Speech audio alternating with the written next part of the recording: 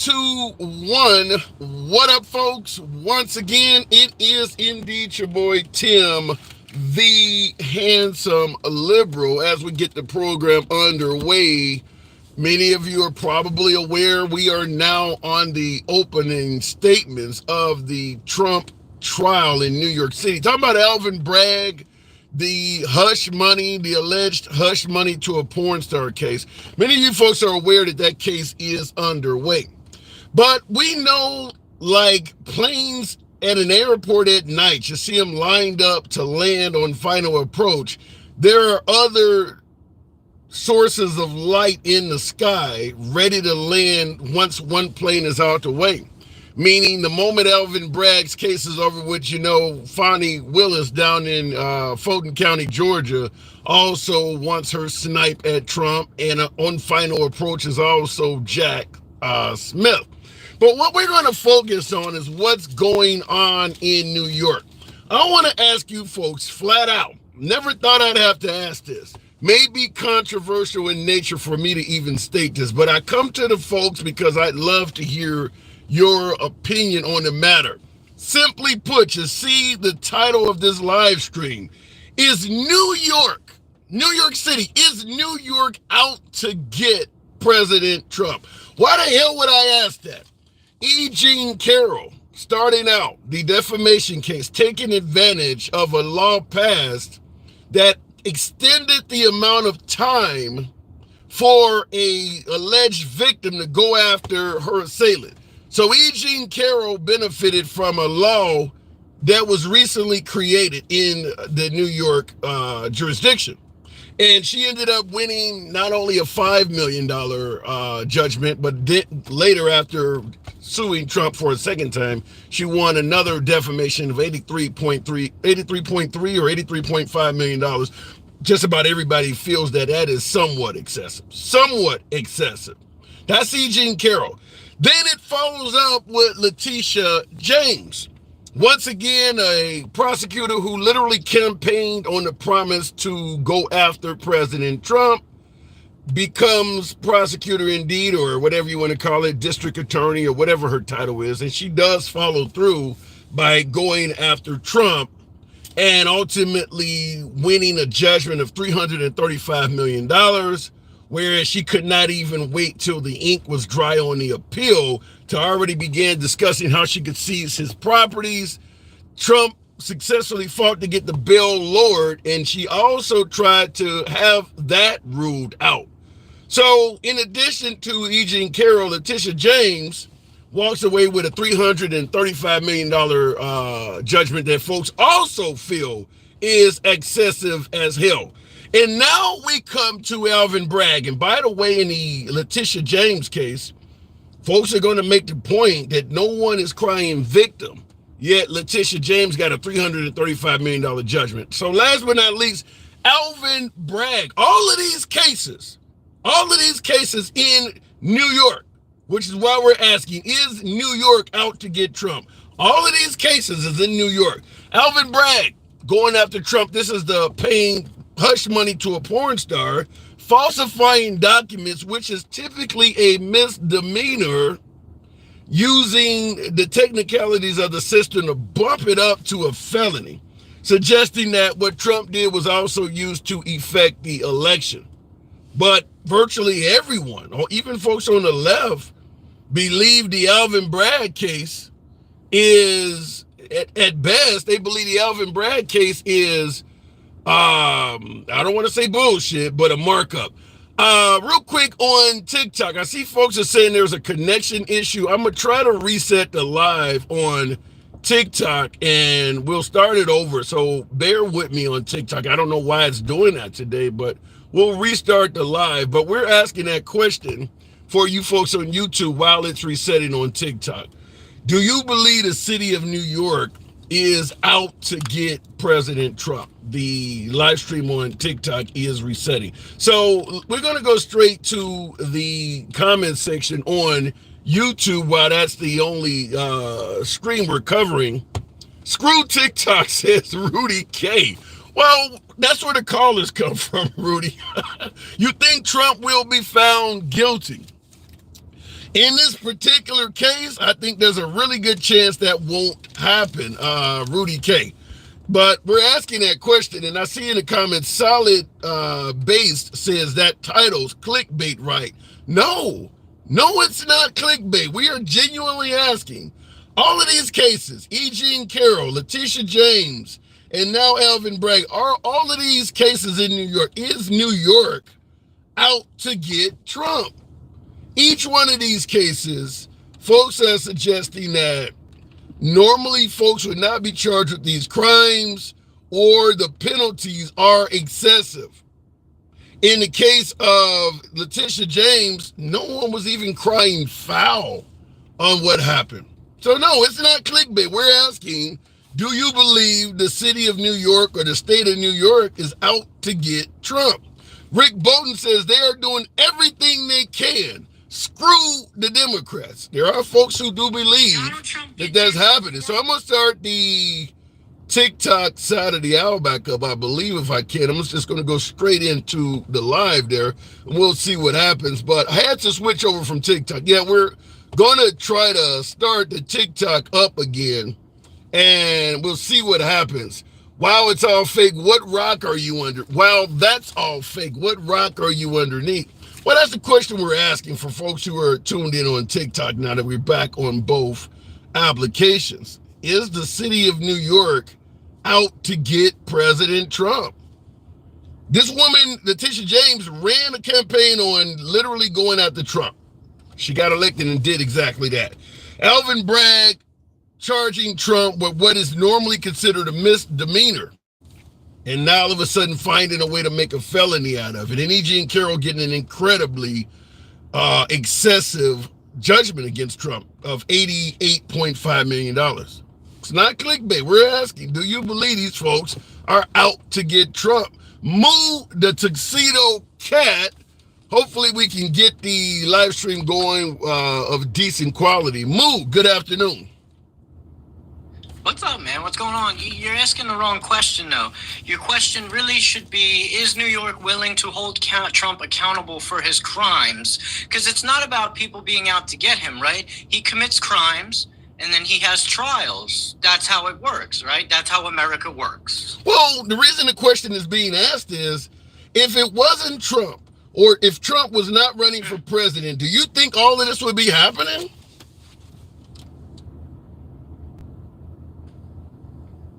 A better question is, if Trump hadn't threatened the Secretary of State of Georgia, would this be happening? If Trump hadn't used campaign money to pay off a porn star, would this be happening? If Donald Trump hadn't organized fake electors to rig the election and overthrow democracy, would this be happening? You're asking all the wrong questions, and you're framing it in such a way to try and make him look innocent, which is bullshit.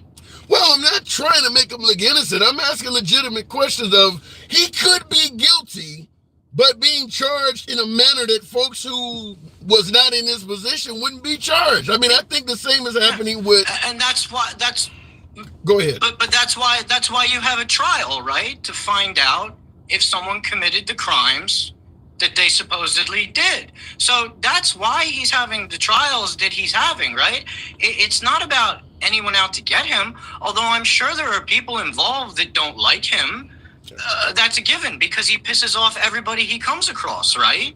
So yeah, there's people that don't like him. There's people don't like the person in any kind of trial you can find, right? There were people who didn't like O.J. Simpson. There were people who didn't like John Gotti.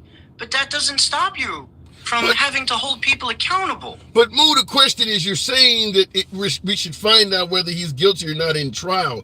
The question being asked is, if he wasn't running... Well, we know he is, right? Because people already went to jail for a lot of this shit, right? Michael Cohen already went to jail for that crime. Chesborough is charged with the crime. Trump was already held liable in a civil case. Rudy Giuliani was already held liable. So there are people people have pled guilty to the election fraud conspiracy, to the RICO. So people are already serving time. There have already been punishments for this stuff, so we know he's guilty. But wait a minute, punished for these crimes. Moo, you're talking about the case of Fulton County. I'm talking about the city of New York being after him. What I'm saying, I'm talking about a bunch of different cases, right? Yeah, but I'm only asking right now, is the city of New York after him? Because these cases, many are suggesting that Normally, no one would even be charged with some of this Police stuff. go after people who commit crimes. Are they after him?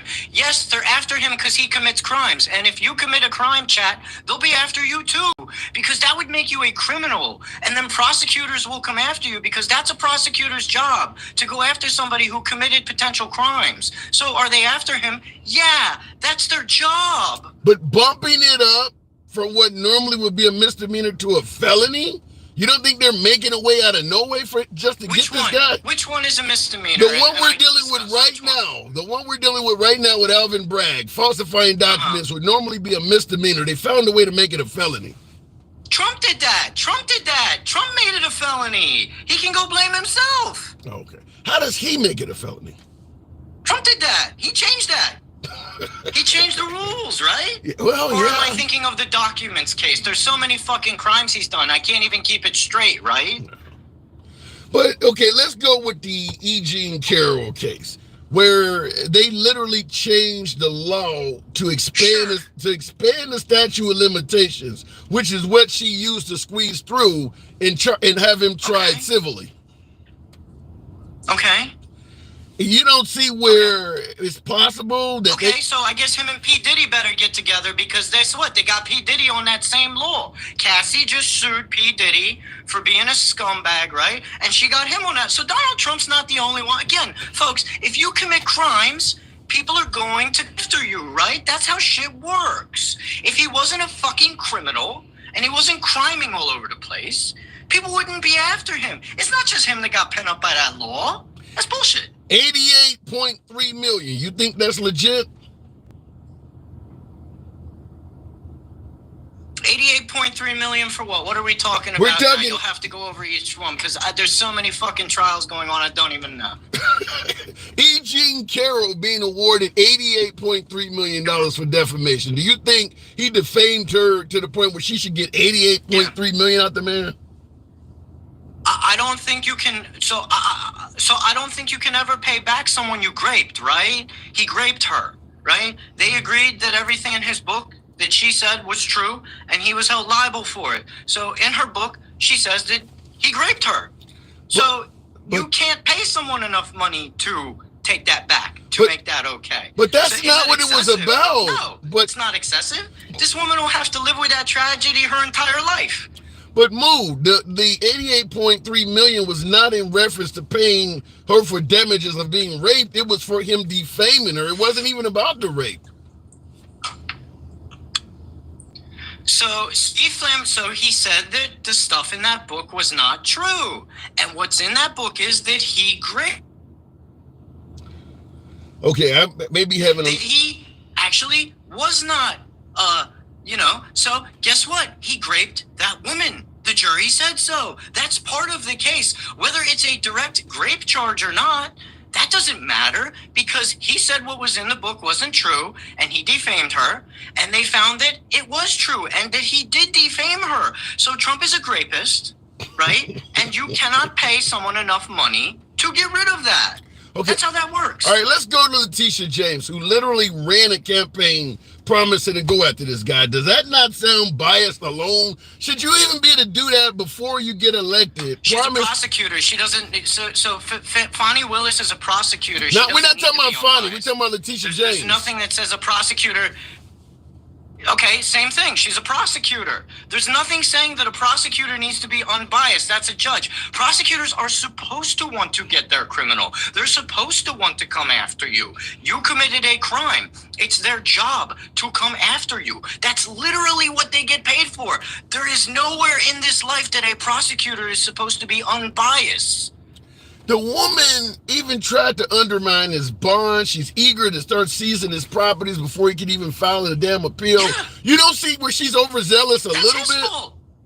No, listen, if he hadn't have committed fraud, she would have no grounds to come after him. This is his fault. Again, these questions are always turned around in such a way to make it Trump look like he's some kind of fucking victim, right? This guy's not a victim, and he's not a regular person. He's an elitist. He comes from a rich family. He went to finishing school. He's a rich hoity-toity piece of shit. He's not some builder like these MAGA people try to pretend. Trump never built shit in his life. The workers he skips out on paying build all his his buildings for him, right? He is an elitist. He is a corporatist. He is a fascist. He is one of the rich people that have been fucking you over the whole time you've been on this earth. And now you're voting for him saying, he's a man of the people. He's a man of the people. No, he's not. He's one of the guys who bribed your fucking politicians to get the laws changed in his favor. He's a corporatist. So instead of you guys voting for a fucked up politician, right, you just cut out the middleman and go right to the corporate guy who was bribing your politicians, right? So it's actually worse that you're voting for Trump because you don't even have a politician there that may change their mind, right? He's just going to straight up change the laws. Okay, let me ask you this. Now, you suggested that Trump fucked people over. You do realize in the Letitia James case, there is no one crying foul, no victim, yet she get a $335 million ruling. You don't think that's at least excessive? The victims are the taxpayers, right, that he committed the fraud on, because when you lie to a bank, they have to charge higher interest rates to other people who are not lying to make up for the money that you stole from them by lying, right? So it's not like every taxpayer knows exactly who got fucked over, right? So you're not going to have a bunch of taxpayers, oh, I got fucked over by Trump. I got fucked over by Trump because he frauded his properties. No, it's the New York State that he defrauded. Those are the people putting their hands up saying, you fucked us over. We're talking 335 million. You think he fucked over people to that level? So that number, where that number comes from, that's a real number. That's not some made up shit. That's the amount of money that he would have had to pay in interest had he not fucking lied. This isn't some made up number that the judge just pulled out of his ass. It was calculated. And last but not least, your opinion is pretty obvious. There's nothing wrong with that. But let me ask you this before we wrap it up. Would any of this be happening had he not run for president? You think all of these cases would still be happening if he wasn't running for president? Dude, the Georgia case? Yeah, absolutely. The Stormy Daniels case, that's been going while he was still president. We've been waiting for that one to happen. So yeah, these cases would have happened. Of course they would have happened. Should they have happened faster? Yes. You should have got right on the guy right as soon as you found out the fake elector scheme. Yeah, you should have moved the trial for Stormy Daniels along faster. Yeah, you should have gone after him for fraud when Michael Cohen told Alexandria Ocasio-Cortez that he helped him commit fraud in the middle of Congress. So did they wait too long to get him? Yeah. But is it good that they're going after him now? Yeah, it is. It's good. All right. So I can chalk you up as there's a slight chance you may consider voting for Trump. Oh, fuck no, man. I don't vote for Nazis, man. We don't do that shit. All right. Well, now this Nazis thing, you always throw me off of it. You said you don't vote for Nazis. Are there Nazis running for president right now? Yeah, Donald Trump is a straight up Nazi, dude. He uses Hitler rhetoric because that's like the only book he ever read. He keeps a copy of Mein Kampf next to his nightstand, which I'm sure Melania probably reads to him because the dude's like fucking illiterate, right? These guys always want to brag about how Trump goes off cue. He doesn't read the teleprompter. That's because he can't fucking read it, man. That's what makes you think that? What makes you think that someone, a successful businessman, own golf courses, international businesses, can't read? What makes you think that? His niece said he can't read. His niece said he can't read. His niece said it. You believe that? Yeah, absolutely, man. Yeah, the way he talks, absolutely, dude. Yeah, no literate person speaks the way he does. I mean, you know, it may be the dementia setting in as well, but he can't even keep sentences together at this point, dude. When he talks, right, it's worse than Joe Biden. The reason people don't think it is because when Trump speaks, he says stupid shit with enthusiasm, right? And Biden says his stuff with a very slow, sluggish kind of voice, right? But if you listen to the things that they're saying, Biden actually says sentences that make cohesive sense most of the time.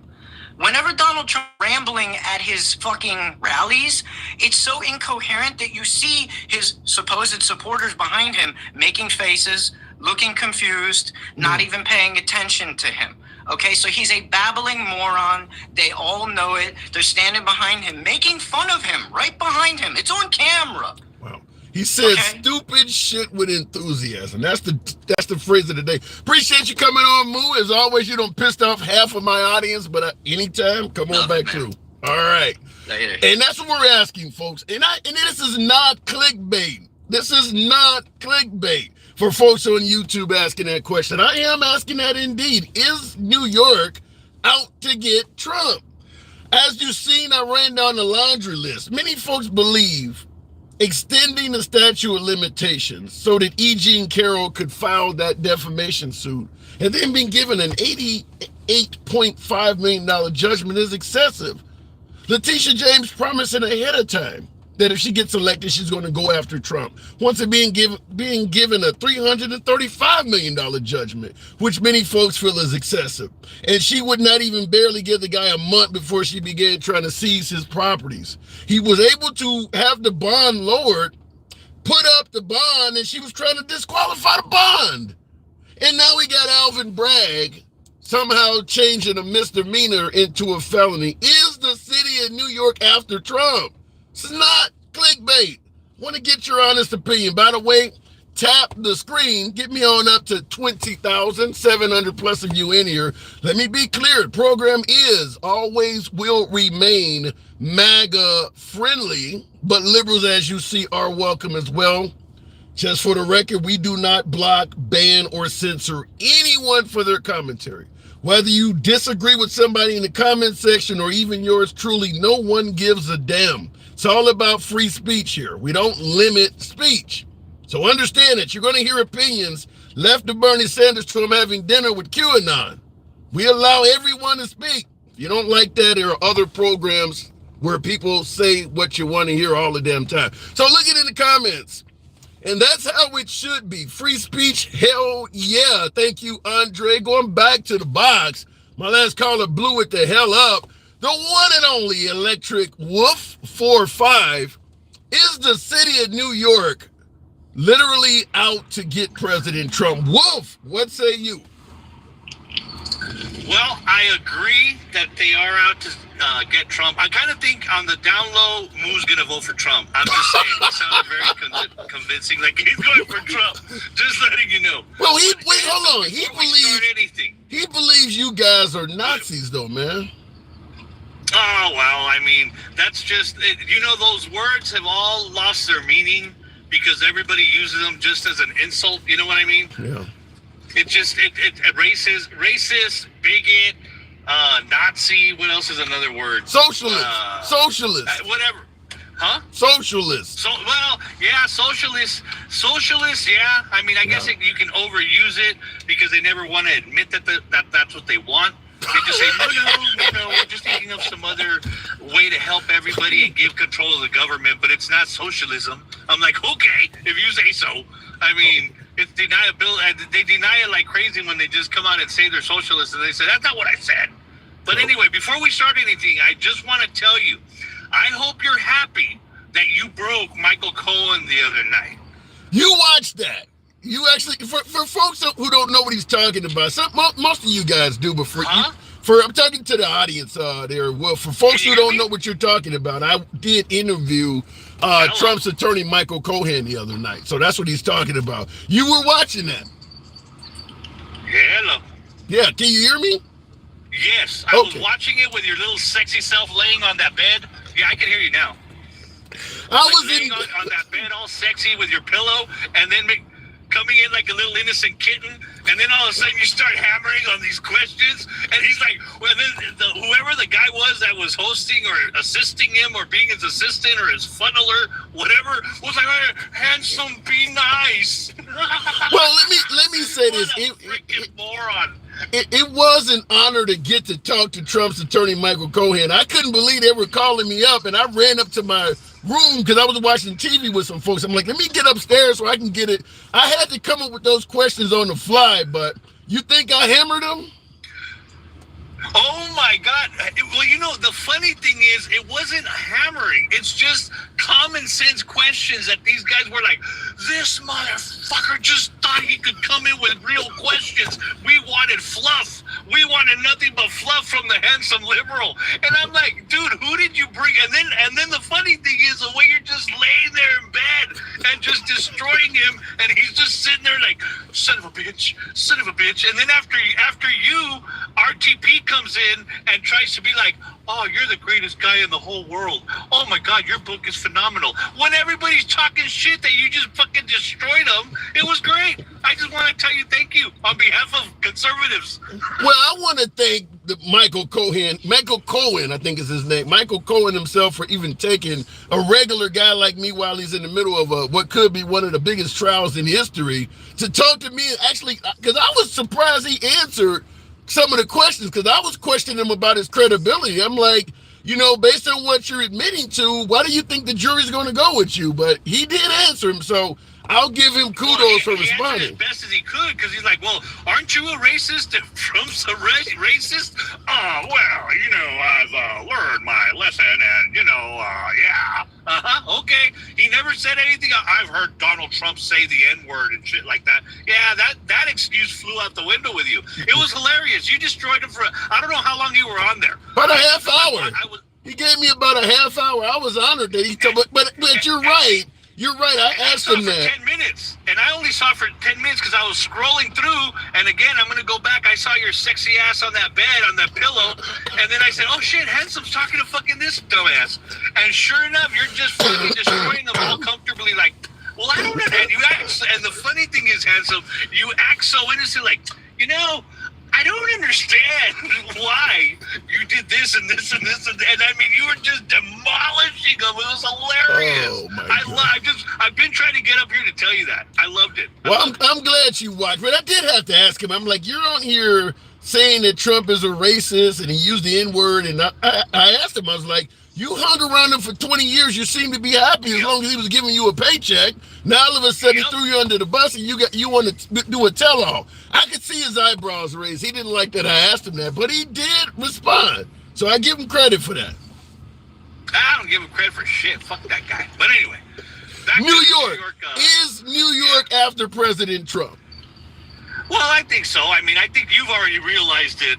And you're just trying to fight the voting finger to go for Trump. I know you are, because you've seen it. The thing is, it's so obvious that at the beginning everybody was like, oh, well, it's about time they caught him. But you knew they caught him supposedly with the way they were doing it and going about it in a slippery manner. You know what I mean? Trying to find whatever way they could put together things. And like, look at this whole thing with the 33, that it's a misdemeanor. And all of a sudden now it's a federal case when he was never federally charged or convicted. And they're going off a misdemeanor, that they can charge a misdemeanor if he's through a federal charge, but that federal charge, he was never convicted. It's kind of like, what? But we know what they're doing. And most likely he's going to be found guilty unless there's one juror that snuck in there that's a Trump supporter. I think it's more likely to be a hung jury. But before we continue, Juice in the comments in all capital letters says Tim went full MAGA while talking to Michael Cohen. It was kind of disappointing. I didn't go full MAGA, did I not? Well, yeah, no. You want to know why you went full MAGA? Because you went full truth. That's why. Because you went full blood. See, that's what I love about you. This is why I don't want to strangle you. This is what I love about you. You're fair as shit. It annoys me because you're a fucking liberal. But let me tell you, you have such common sense to your arguments, and you're able to rationally speak to people and stuff like that. And that's what annoys the liberals, because like you said, they went full MAGA. Yeah, you went full MAGA because you just pressed the shit out of them, and you didn't make shit up. Did you? Did you make anything up that you said? No, not at all. Did you bring any conspiracy theory that you said? No.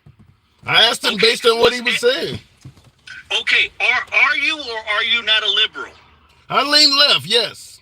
There you go. See, the thing is, none of that has to do with, supposedly it's all MAGA, but you didn't use everything that supposedly MAGA is.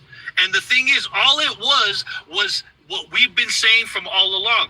Just be truthful and ask the right questions. Well, but I'm going to always ask that question in regards to your guy. If he won the election, and I'm asked if he won the election, why are there so many Republicans saying otherwise? So I always ask. I have to ask the logical question. Yeah, no, and the thing, like I said, I mean, I'm a big believer that the election was stolen. But I'm also a big believer that Joe Biden is the president. I believe he's being controlled, but I don't blame them because of the fact that he can't think on his own. I don't think anybody was controlling Obama because he was smart enough to do what he was doing, although I didn't agree with it. Does that make sense? Some of it does, except the part about the election being stolen. Yeah. I'll take the rest of it. I do got to move it on, though, Wolf. Yeah. You know what we got to do.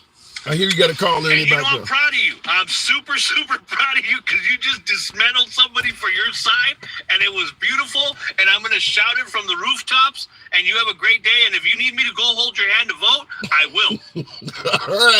All right, man. I appreciate you coming through as always. Wolf is indeed a friend of the program. He is MAGA, followed by Moose, so we went both sides of the spectrum. Looking in the comments, Kevin Robinson says, this dude is confused. You believe the election was stolen, but you believe Biden is the president.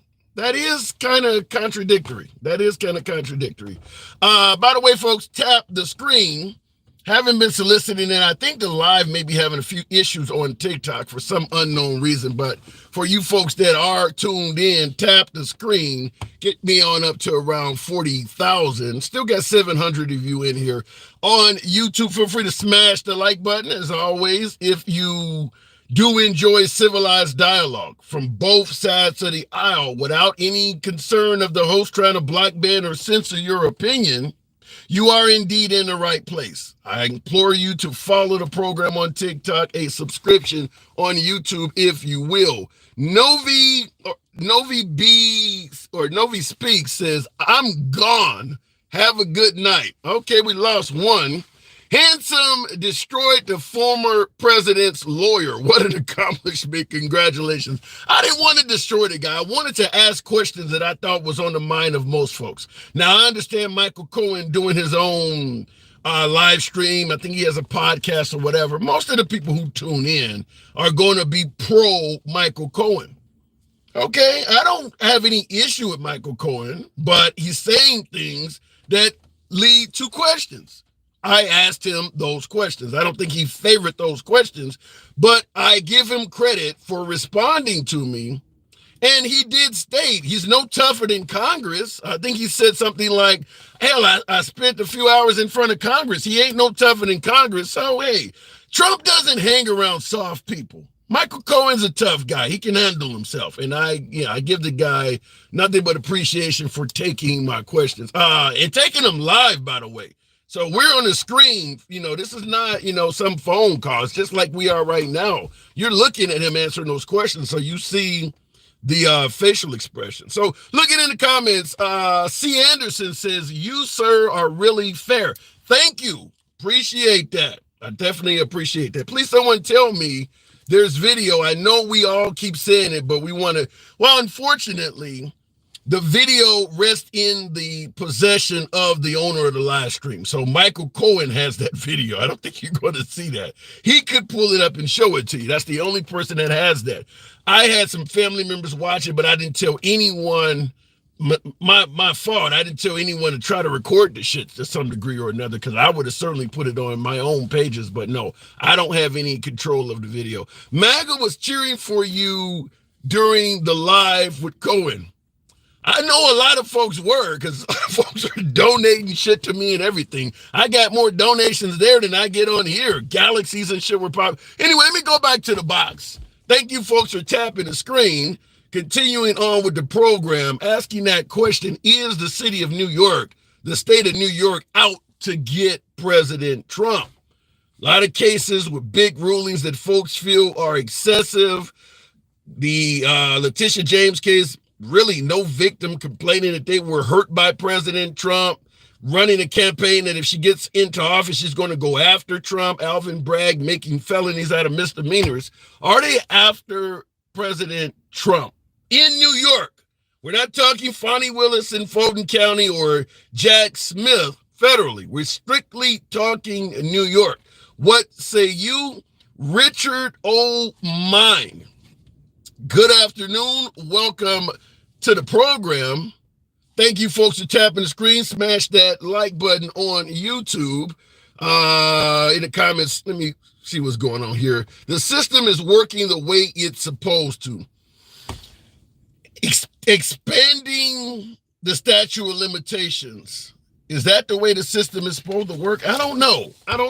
Those judgments are huge. Nearly $500 million for one single judgment. Is that the way the system? Is that normal? Is the stuff happening that Trump is going through? Is that typical for others committing similar crimes, or is the system specifically targeting Trump because of who he is? And because so many people dislike the guy or does not want him to be president. That's what we're asking.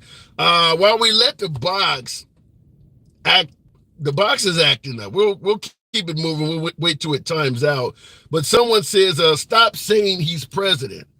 Well, Terry Brown, out of respect for the office, anyone that has reached that pinnacle of success will forever be called president. President Obama, President Clinton, President Bush. I get the point of you wanting to call them former president, but folks call Obama president every damn day when they see him out in public. I mean, I don't see why Trump should not have the same level of respect. He did reach that office. And that just doesn't apply to the president. That applies to governors and everything. You know, folks still call Chris Christie governor when they were addressing him. Or when they're addressing Nikki Haley, they still call her governor or ambassador. Folks still, once you reach that level of office, the title sticks with you. Rudolph Giuliani, until he really, really destroyed himself, was still called mayor right up into that point. That's what happens. We'll try it again. I don't know what happened with my last caller, but we're having a bit of trouble. Lu Man Chow, I think that says, or Chu, doesn't mean it's not a crime just because it's no victim. Yeah, but a $335 million no victim crime.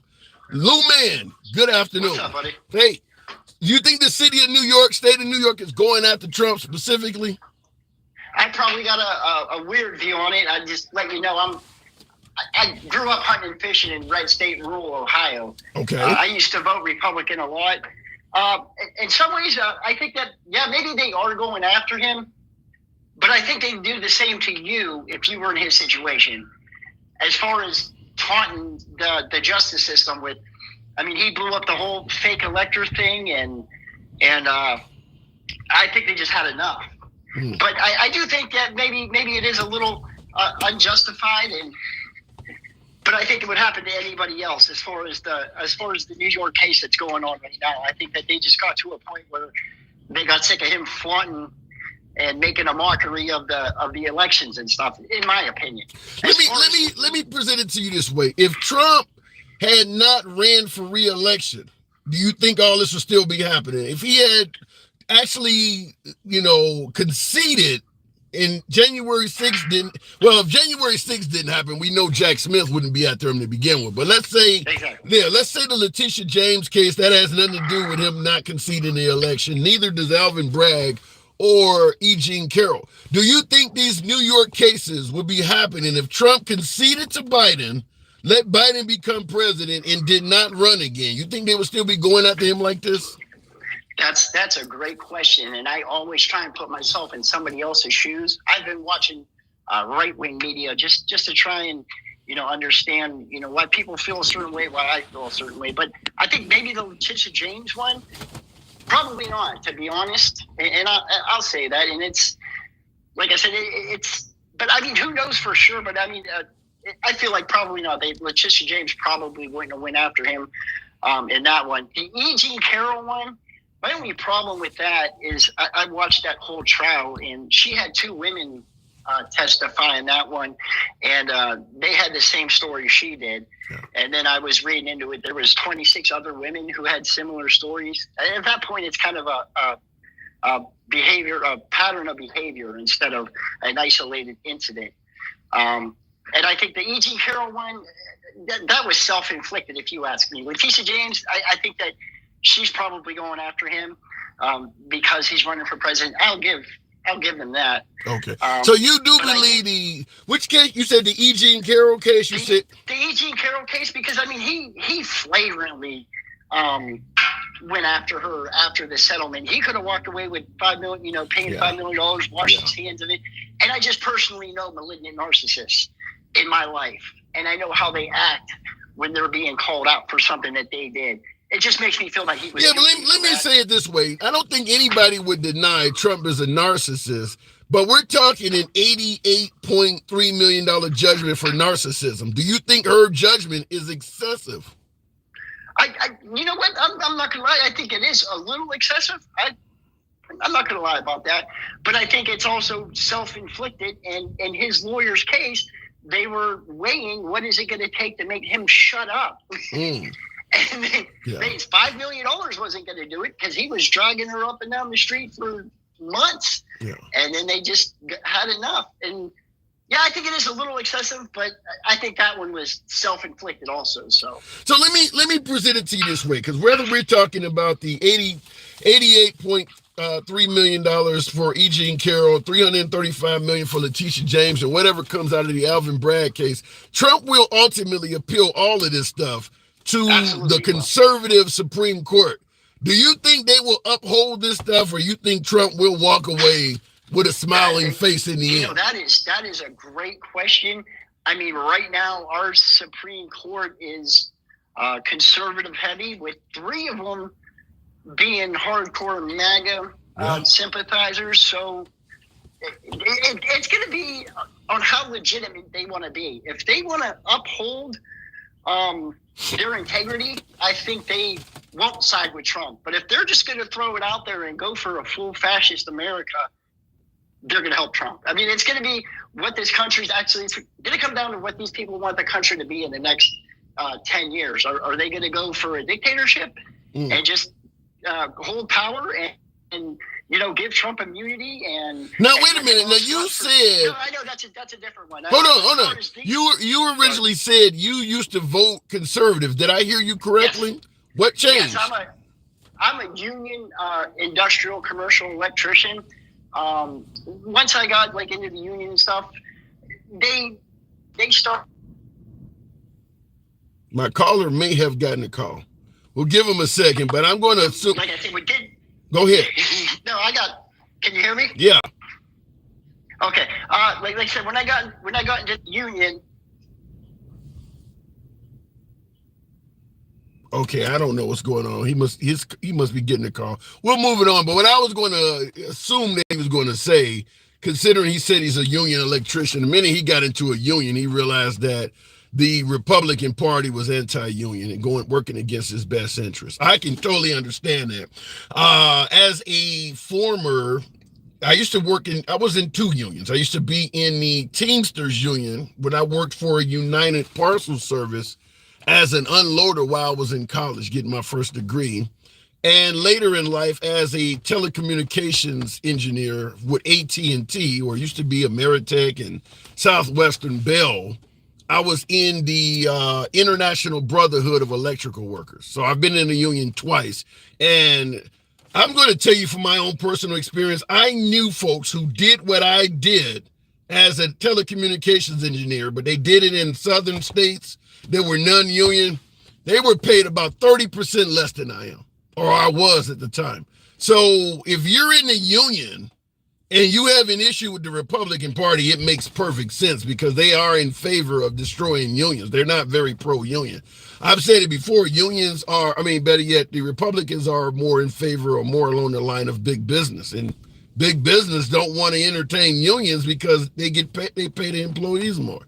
So, yeah, if you're voting against Republicans strictly because they're going against your union, that makes sense. Now, in the comments, Jay Lynn says unions are corrupt.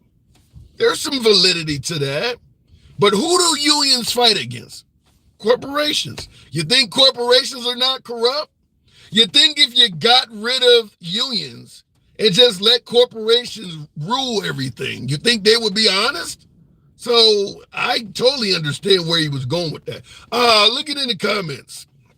Yes, Republicans are anti-union and anti-middle class. Yikes, says Mig. And real quick before we go to the next caller, you're pointing about the teachers union. Here's something I have brought up before in previous lives of similar nature. By the way, tap the screen, get me on up to 50,000.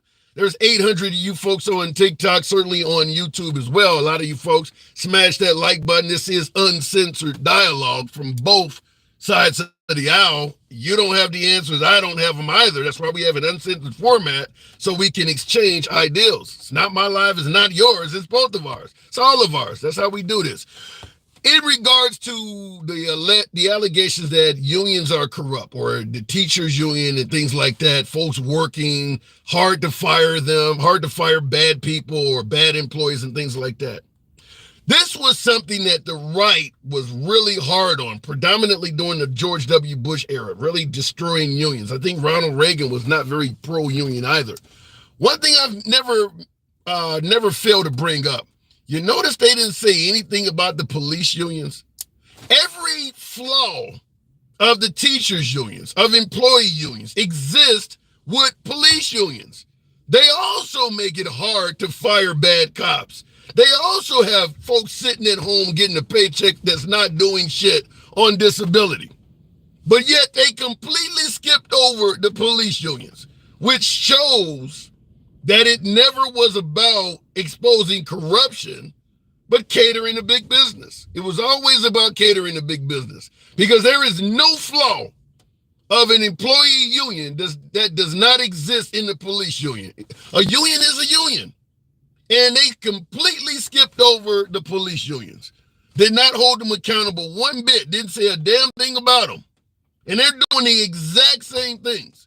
So that just goes to show you the attack on unions was not about going after corruption. It was politics. It was politically motivated. Anyhow, looking in the comment section, give your billionaire convict God, Trump, some money.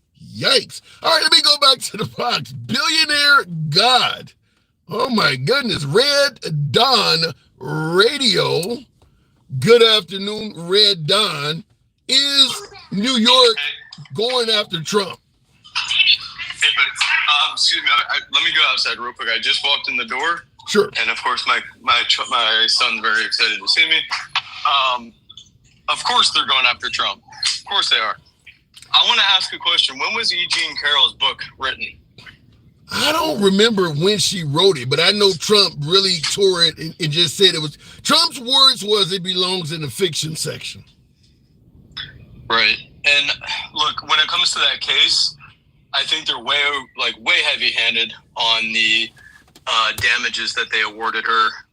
And you know, if you have looked into the case, she has a friend who, and they didn't allow this in court, with text messages that basically between this friend of hers and the friend's daughter, where they both didn't believe her. They thought it was. Well, let me ask you this: once Trump lost the defamation case of $5 million, why wouldn't he just shut up? Because the biggest judgment is for the second defamation case. Once she was able to show in court, even though he disagreed with it, you know, that's like you getting pulled over for a speeding ticket and you know it's a bullshit ticket, but the judge rules against you. Why continue this, defaming everybody? Why wouldn't he shut up?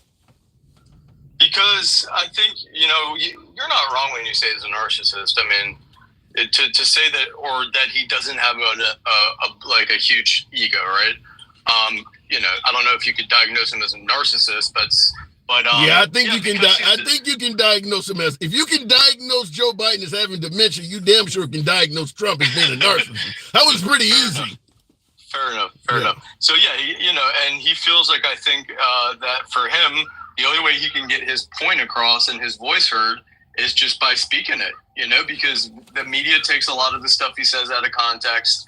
But I would have shut up about it. Yeah, I mean, when you suggest, when you're saying things like she's a pig or I wouldn't fuck her, and then you say you don't know who she is, and then when they show you a picture of you confuse her with your ex-wife after saying she wasn't your type, how does that make him look? It doesn't make him look good. I understand that. Yeah. But it's not, but at the same time, the position this country is in right now, I have to look at Trump's prior presidency and the way he ran the country versus this guy. And I'm willing to let that stuff go. He didn't get, he wasn't guilty of SAing her. He was guilty of defamation, right? So that's the important thing when it comes to that. But yeah, I'm going to look past that stuff for the greater good of the country, because but is it really, if we focus on the favoritism towards Trump economy or the lack of conflicts globally or things we like about Trump, but we ignore all of the division, or as you talk about, potentially immoral acts, I mean, is it really for the good of the country? I mean, is it possible we could have got Vivek or Ron DeSantis, who would have likely gave you the good of Trump, but not all of this stuff? You remember the 90s commercials, taste great, less filling? Couldn't we have gotten the same things you like out of Trump, out of one of those other guys? I actually live in Florida. I love Ron DeSantis. I think he would have been a great president too. So yeah, we could have. It's just the way things ended with that last election. People that supported Donald Trump, and now there's many more that support him. They just said, you know what, that's our guy. We want to see it through this time, because with COVID and the whole thing that happened with the mail-out balloting and all that. I also am of the opinion that it was definitely, there was shenanigans. And if you're paying attention to the Henderson Floyd thing in Fulton County, they just found out that there was 140,000 mail-in ballots that weren't scanned. Well, here's the issue I have with that, though. Because I get a lot of folks like yourself who point to different things that it looked like in terms of improprieties in the election that were working on behalf of Democrats. But those same folks who point out, like you mentioned, ballots being found, or in some cases illegal immigrants and things like that voting, they tend to totally ignore the issues being found on the Republican side. I mean, there's a lot of fraud that high-level ranking Republicans committed in that election as well. They don't really mention that. Why is that? I don't know. You would have to give me an example of one of those. You're talking about the entire electoral college vote for the states of Georgia, Arizona, I believe Wisconsin, Michigan. The fake electors were going to go in there. That's an alternate slate of electors. And if you watch the Anderson Cooper interview with the Pence, it was Mike Pence's, one of his staffers or whatever, where she had been given information. She was going to give it to Pence. And this is with Anderson Cooper. He doesn't like Trump. We all know that.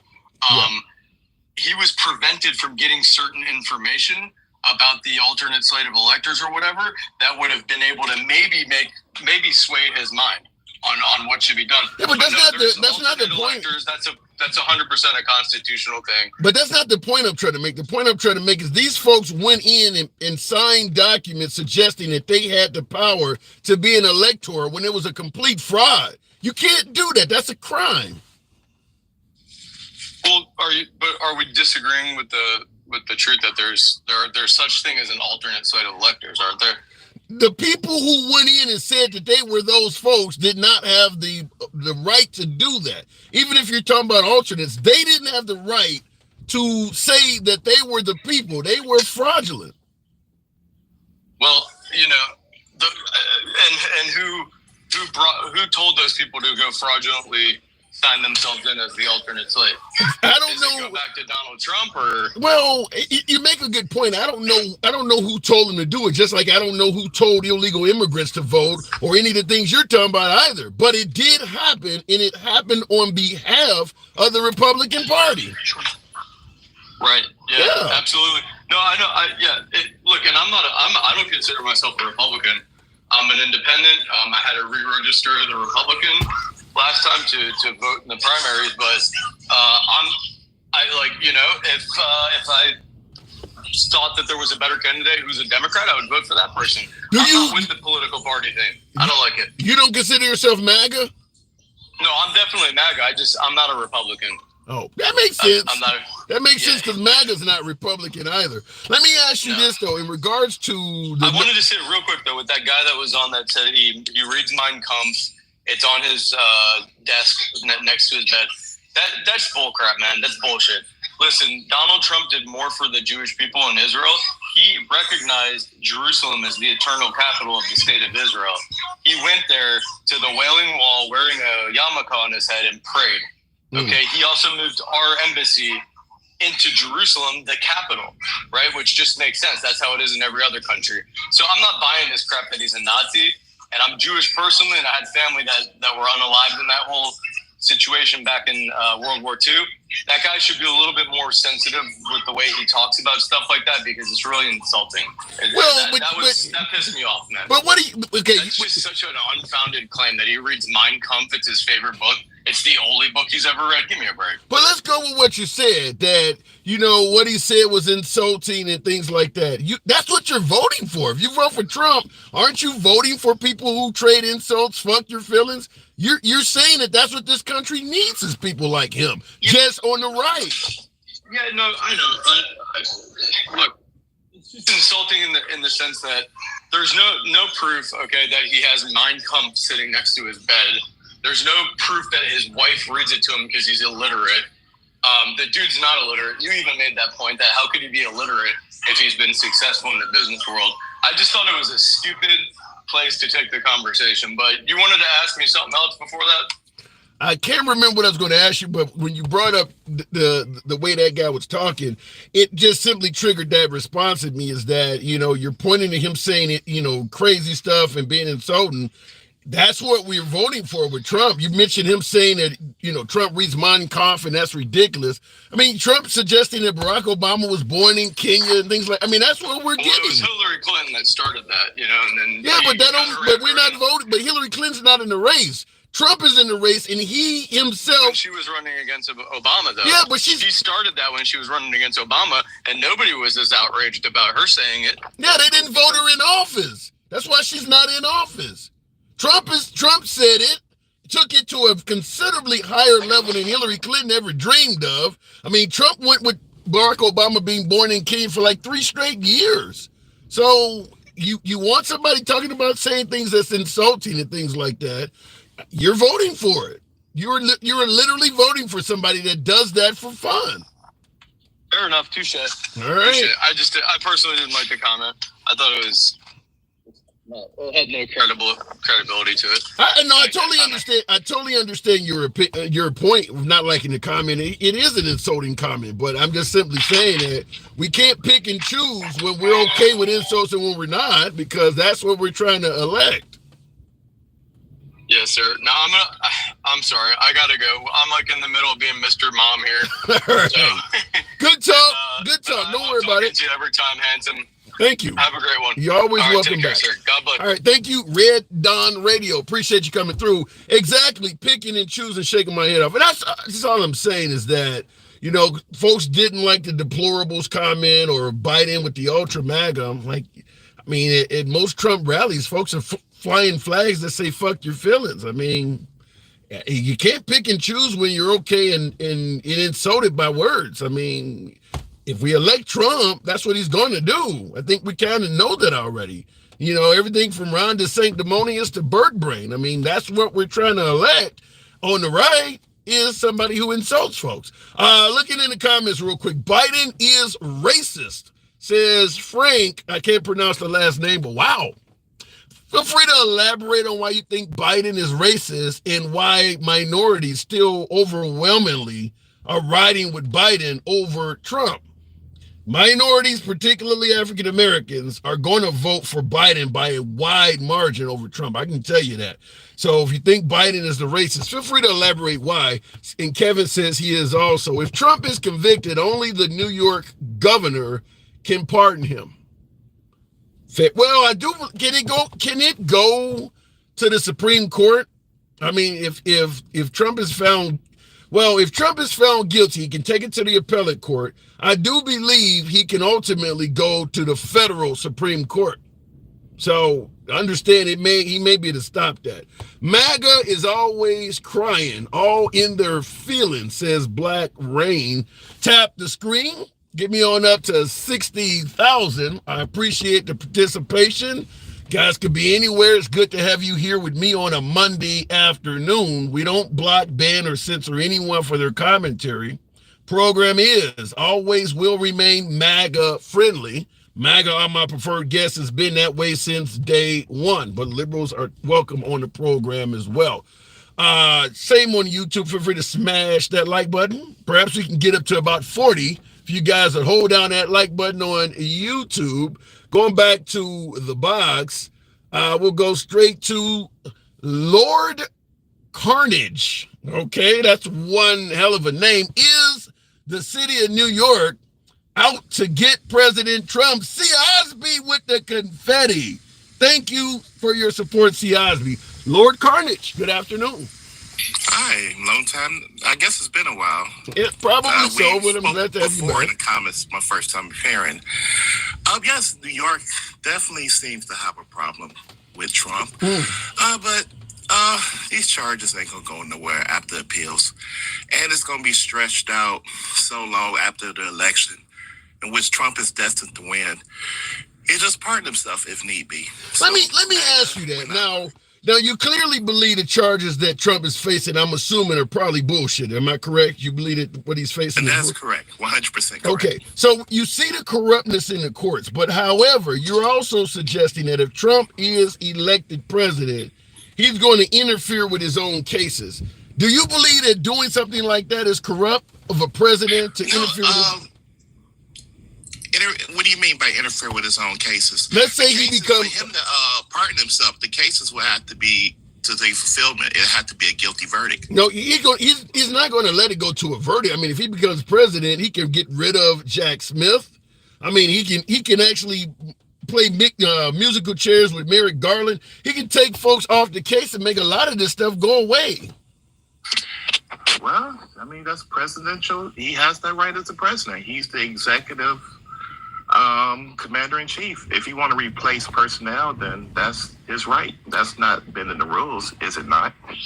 Well, I don't think anybody who created the rules ever expected a president to be able to use. I mean, just like you mentioned him pardoning himself. Do you think the founding fathers ever imagined a president using the power of the pardon to actually exonerate himself? Then why would they give a president a pardon, the power to pardon? Because they gave the president the power to pardon because they never assumed the president would go in office and commit crimes like that. Commit crimes? That's the big question, because looking at a lot of these indictments, which is definitely a weaponized DOJ. For instance, the current one, Trump is a victim of being blackmailed. That's a crime. But they're not going after Stormy Daniels. They're going after Trump. But then how did Stormy Daniels blackmail Trump? Well, as you know, she wanted money, hush money, to keep quiet about their affairs. Trump said they didn't have it. Right? Wait, Trump said there was no affair. Is that not blackmail? Trump said there was no affair to begin with. Why would he pay her? That's obviously not true. So Trump lied. Oh, yeah. Okay. All right. Yeah, I mean, this misconception, like Trump supporters, that's our master, we agree on it. No, we just deductive logic. As all politicians, they lie. Trump lied, Biden lied, Bill Clinton lies, Obama lies. The thing that we're so much that we like Trump is his policies, and they was proven very effective before the pandemic ruined everything. But continue. You had questions. Well, the question I was going to ask is, I thought Trump was elected because he was not a typical politician. He was going to drain the swamp. You're saying he lies just like Bill Clinton and everybody else. Well, I mean, we're not children. We don't believe in fairy tales. All politicians, just for the sake of security, there are certain truths that any high-ranking politician knows that they can't reveal to the public, and when they ask about it, they can either tell the truth or lie and say, I don't know nothing about it. So just as the job pertains, they lie. That's all of them. Well, and I think it's very naive for folks to believe otherwise. Okay, so you believe the whole drain the swamp thing is a fairy tale? Oh, he is draining the swamp. Look around you. First thing, just like they say sunlight is his best disinfectant, we did not know how much the media lies into us until Trump. We did not know how corrupt the system is as far as judicials until we seeing them all coordinated going after him at one time, and it's backfired immensely, as you know. Well, I said drain the swamp. You're talking about exposure. He didn't promise to expose. He promised to drain. You have to reveal the places that the contagion is spreading. In other words, to deviate it from it. There's already swamp creatures that's no longer with us. Liz Cheney's no longer with us.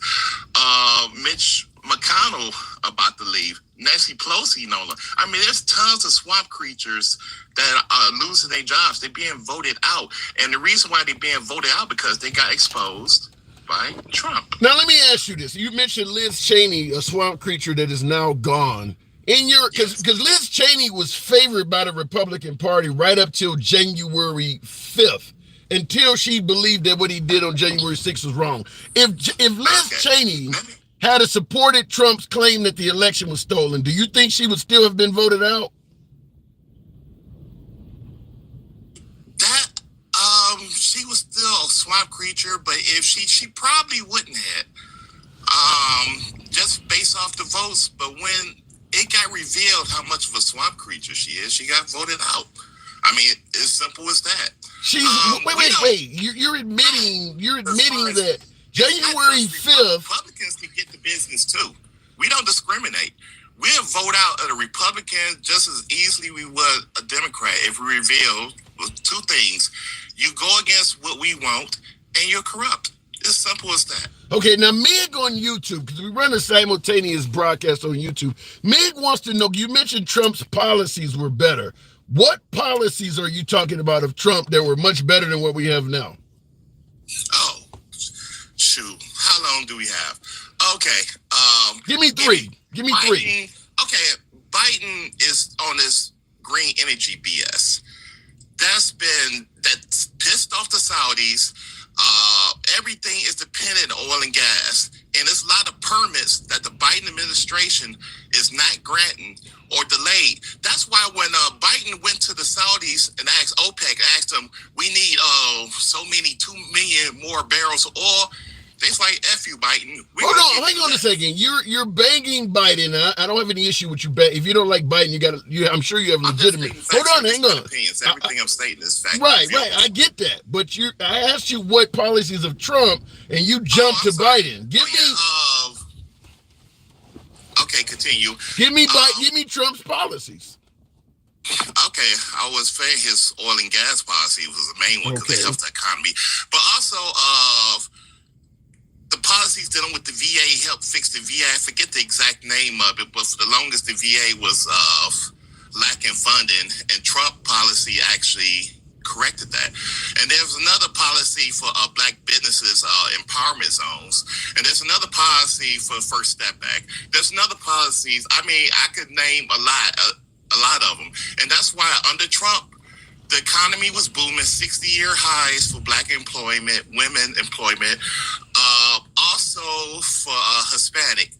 And let me see, and it was the highest economic growth we had in over 60 years. It was so good. In fact, Obama tried to say, oh, I did that. But which was such a joke because everybody know Obama's economic policy is the same as Biden. The green energy BS that failed. Ask Cylindra what the green energy did under Obama. So you don't see Obama as doing a good job with the economy at all. Oh, it sucked under him. Matter of fact, manufacturing jobs was low even under Obama. That's why he got caught on video. Oh, Trump think he gonna wave his wand and get manufacturing jobs back. And he did. Yeah, I've given Obama's own words how much a failure he was. Yeah, I gotta disagree with that for the simple fact of if you look at Trump's economy, the first 2 or 3 years were really good. But I will say this to disagree with you. If you look at how the American economy was in January 2009 when Obama got inaugurated, up to January 2017 when he passed it over to Trump. To say the economy didn't improve from 2009 to 2000, you said he didn't do a good job. At a minuscule level. Minuscule? It improved, I mean, in spite of Obama, but his policies was failure. Because again, for folks' memory, Obama was all about the green energy. Everyone could look up what was his economic plan green energy, and it failed. It lost us billions of dollars investing in companies like Slender. What about the stuff you're talking about? What about the things you're mentioning and giving Trump credit for? The price of goods and services, groceries, the price at the pump. We got out of a housing crisis. You're skipping over all that for green energy? He did several things. He gave tax cuts to businesses such as oil. He actually granted drilling permits in a lot of places. Of course, Biden reversed them, and now look at No, wait, hold on. Hang on. You're talking about Trump. This is what I'm saying. When Obama was in office, the guy you're saying that screwed us up with green energy, you're not taking into consideration the same things we give Trump credit for. Under Obama, the price at the pump was good. That you could afford groceries, housing crisis he got us out of. You don't give Obama credit for none of that? He gets some credit because he was president. He didn't stand in the way of businesses like Biden doing. So, yeah, I give Trump credit that he was more restrained with his lunacy. Okay, you said Trump was restrained with his lunacy. I mean, Obama was okay. With his All right. Fair enough. So at the end of the day, you do agree also that New York is after Trump, but you said the whole DOJ is weaponized. Do you have any evidence of that? Let's get to New York, the first part of the question I answered. I get to the second one. You got several of those DAs literally ran on going after one man, Trump. Look at Letitia James repeatedly. Look at, what's that fat boy? Alvin Bragg, the same thing. And then look at the judges who actually either have family members that openly getting paid campaigning against What does Trump, that mean? or they was appointed. I mean, the corruption is so obvious. Hold on, hang on. So you pointed to the judges having family members that are, fighting for liberal causes. You think that makes, if your family member, if my No, I didn't. No, you twisted the words. I didn't say liberal cause. I said literally against Trump, the man himself. Okay, so that's definitely, for the legal terms, what's this called? Conflict of interest. That judge, by right, should recluse himself, but he didn't. So if a judge has a wife that doesn't like Trump, the judge himself should recuse himself for conflict of interest? I already know what you're doing. You're damn right I'm going there. You're right. I'm going exactly there. Give me your point. More than one man. That's more than one man. Even that excuse fails because Clarence, yes, he could have reclused himself. Should he have done it? Yes, I think he should have. All right, then. All right, be fair about it. Be fair about it. Okay, if you believe, I've been fair throughout this interview. Okay, all right, but you don't. So in other words, you think that Justice Thomas is just as guilty as Engoron or some of these folks after Trump? That is correct. Okay. He should have reclused himself due to conflict of interest. His wife is openly getting paid going after the certain causes that he's supposed to have voted on. So yes, that's literally textbook conflict of interest. Right. And that's literally what's happening with these New York, with these DAs and with these judges. I'm very consistent. All right. So Trump is dealing with a corrupt DOJ or corrupt justice system. The reason why I say DOJ, because a lot of these even Fannie Willis, all these folks seem to always had a meeting at the White House, even though they supposed to be local, but they always seem to be meeting at the White House. But I don't see how he gets the. DOJ is involved. And y'all can look up. Hold on. Audience out there. But based on what you're admitting to, I don't see how Trump has the high ground. You're basically saying that Trump is the victim of a corrupt justice system, but ultimately will take his case to a corrupt Supreme Court, and that's going to operate in his benefit. So he's going to benefit from corruption just as well. Supreme Court corrupt because of one person? Yeah, it's only 9 of them. It's only 9 of them. Again, it takes a majority vote, sir. One person, in other words, what's that saying goes? I can't say that because folks say, it's racist. He say that even though I'm black too, but he can't say one animal don't stop one show. You know how liberals are these days. Everything's racist. But continue. No, well, I got to move it on. But before I let you go, considering you are African American, how do you respond? Because I hear this all the time. How do you respond to folks who say an African American voting for Trump is voting against his own self-interest? I would say to us, just because we share a color, we're not monolithic thinkers. I do not see the world through the eyes of another. Blacks, we all have our own opinions like anyone else. We're just people like everyone else. We're human. Just because we have a certain pigmentation does not dictate our thinking. And they see that's how the left always does that. They try to pit us. This is how you're supposed to think and act because of your skin color. That's BS. You think only the left does that? Well, I don't see the right doing that. You didn't hear Trump say that if you're Jewish and you vote Democrat, you hate Israel, you hate your own religion? You don't think he was doing the same thing? Well, I didn't see that, but Okay. yeah, that's wrong. All right, and he just said that a few weeks ago, like 2 weeks ago. I would say that's wrong. No, I'm definitely against that. Your ethnicity, your sexual gender, your color should not dictate how you think. Experience. All right. Dictates. How do you think how do you, speaking of sexual orientation, you think the Trump side of the aisle is fair to the LGBT community? Oh, immensely. Immensely. We only going after certain things when it goes after children. When you start beta blockers in kids and then trying to teach gender affirming care to children and introducing it in grade school and then have transvestites doing read hour for children. No, we're against all that, and we're going to continue to make rules against that. What if you just happen to be a transgender person and got a modeling contract for a beer can? Would you have any problems with that? I could care less about that. Okay. It's just up to the buyers if they choose to want to purchase the item. Just like any other sponsor, if we like this sponsor, we're going to endorse it with our money. If we don't, we won't. Simple as that. Well said. All right, Lord Carnage, you lived up to your name. Come on back anytime, man. Do appreciate you coming through. It's been a pleasure. Absolutely. Same. Looking in the comments, I know plenty of gay men who are voting for Trump, says Jew Spee. I don't know a lot of straight men that will respond with a comment saying, I know plenty of gay men, but plenty of gay men voting for Trump. I'd love to talk to those men and hear their spiel on that. That's interesting. I mean, I'm not saying you don't, but I would love to have some of them folks on gay men voting for Trump.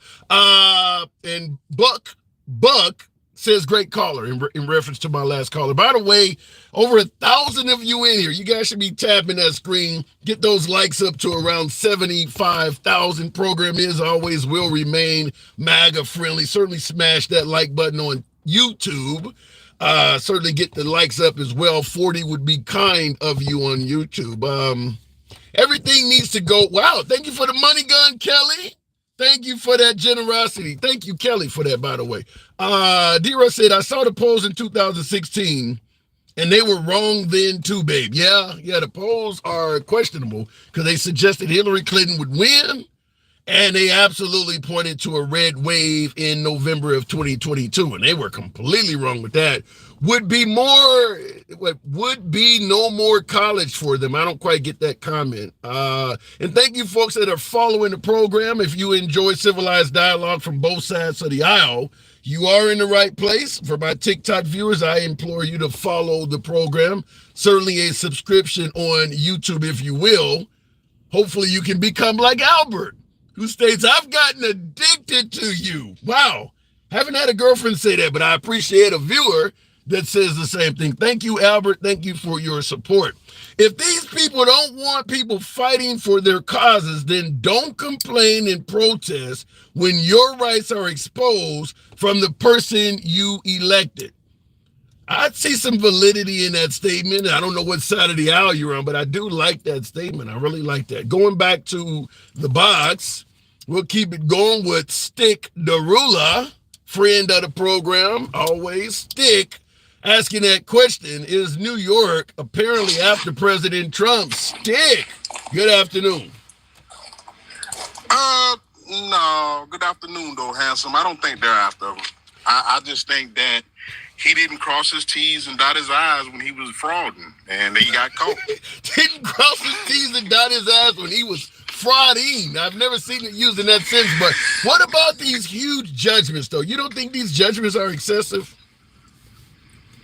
Well, I think that they judged him fair when it was $5 million, right? 83 though in the second go round. You think Eugene Carroll? Hey. Well, again, you already said it. What do we have to do to shut this guy up? Yeah.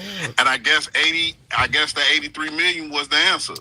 So it wasn't about trying to address the defamation. It was literally trying to shut him up. You know, that's what Trump is saying, is they don't want me to talk.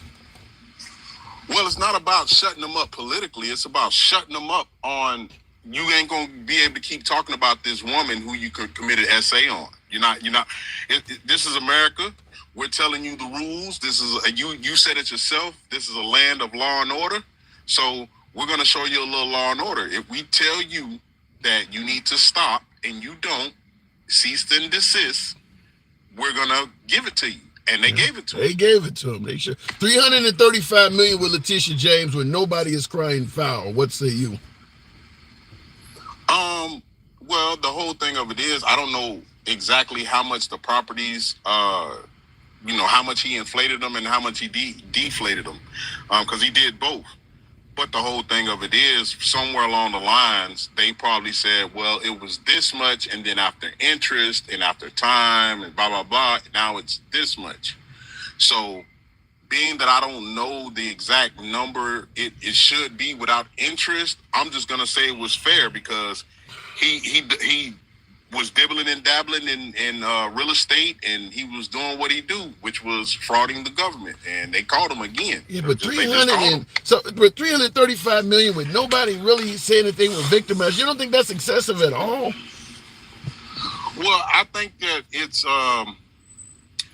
one of those things where he kept it out of the limelight, but then he brought it like big and fresh in the limelight when he wouldn't give up his taxes and different things like that. And I think nobody ever probably checked his coattail. You know what I mean? They was like, oh yeah, he says that's what it is. That's what it is. Yeah. But then when somebody actually came through with a fine tooth and comb and seen what was going on and seen he had fleas, they had to give him the. But you mentioned the fine tooth. You mentioned the fine tooth comb and discovering he had fleas, which is going to lead me to the question. Folks are saying that this is political. If he wasn't the bombastic bomb thrower that he is, and he wasn't running for president, do you think they would have went through his finances with a fine tooth comb? Is this political? Were they just going after him with a fine tooth comb because it is Trump and they don't like Trump? Well, I think that they were going through his finances with a fine tooth and comb when he had the ACN fraud case or whatever that was, the pyramid scheme case. That was actually in January. Now they threw that out, but it's the whole point of now we're establishing a character or a characteristic that you like to do, which is you like to defraud whoever it is, the banks, the government, the owners, and or the I don't even know what to call them right now, but the people who actually builds his hotels, the construction workers. And so yeah, I just think that once that he became president, and not only the people he was running against was asking him to show his taxes, I think that now.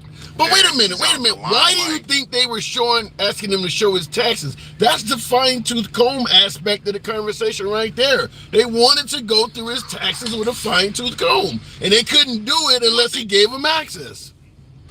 Okay, and he never did. He always said that once his audit was done, that he would that he would show his taxes, but right now he couldn't because he was going through audit.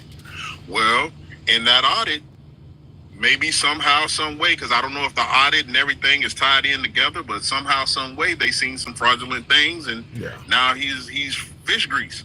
So at the end of the day, you got some metaphors, man. Go ahead, fish grease. Yeah, we fine with fish grease, and he's stinking up the house, man. I mean, he's stinking up the house, and it's one of those things where you kind of knew that when he was running against Hillary, and that's the reason why he didn't want to show his taxes. He didn't want to show you that he wasn't really paying taxes. He didn't want to show you that he was going up and down on his properties as he see fit on how much they were worth.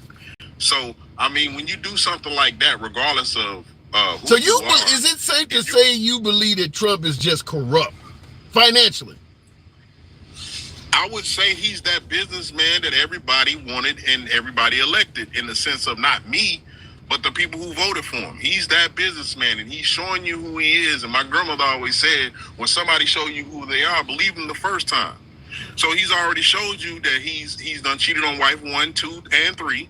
Like, he's already showed you these things. He showed you that he was chilling with Epstein. And I'm not saying that he was doing the things that Epstein was doing, but I'm just saying, like, these are the people. Diddy as well. Yeah, let's throw Diddy in there. Diddy as well. Like, he's rubbing elbows with these people, and he's showing you who he is. Now, regardless of you don't like to hear bad things about Trump, you still can't close your eyes if you love the children, if you love women, in the sense of you don't want to see any harm come to them, whether it's abortion or whether it's SA. You like, this is not the face for any of that. M. Bagley, thank you for that, for those coins and that heart. Thank you, M. Bagley. I didn't want to let that go unnoticed. Appreciate your support. So at the end of the day, then, you're saying, because you obviously believe he violated E. Jean Carroll as well. You're making him sound like a real bad guy, Stick. Like, he's a genuine bad guy. Not only is he financially corrupt, sexually assaulting women. You believe he did that, right? I mean, the courts believe that he did it. If I have to believe that OJ is liable for Nicole Simpson's and she can't rap. You know, they ain't found who got Tupac. They ain't found who did Biggie, and she can't rap. You know what I'm saying? So yeah. You know what I mean?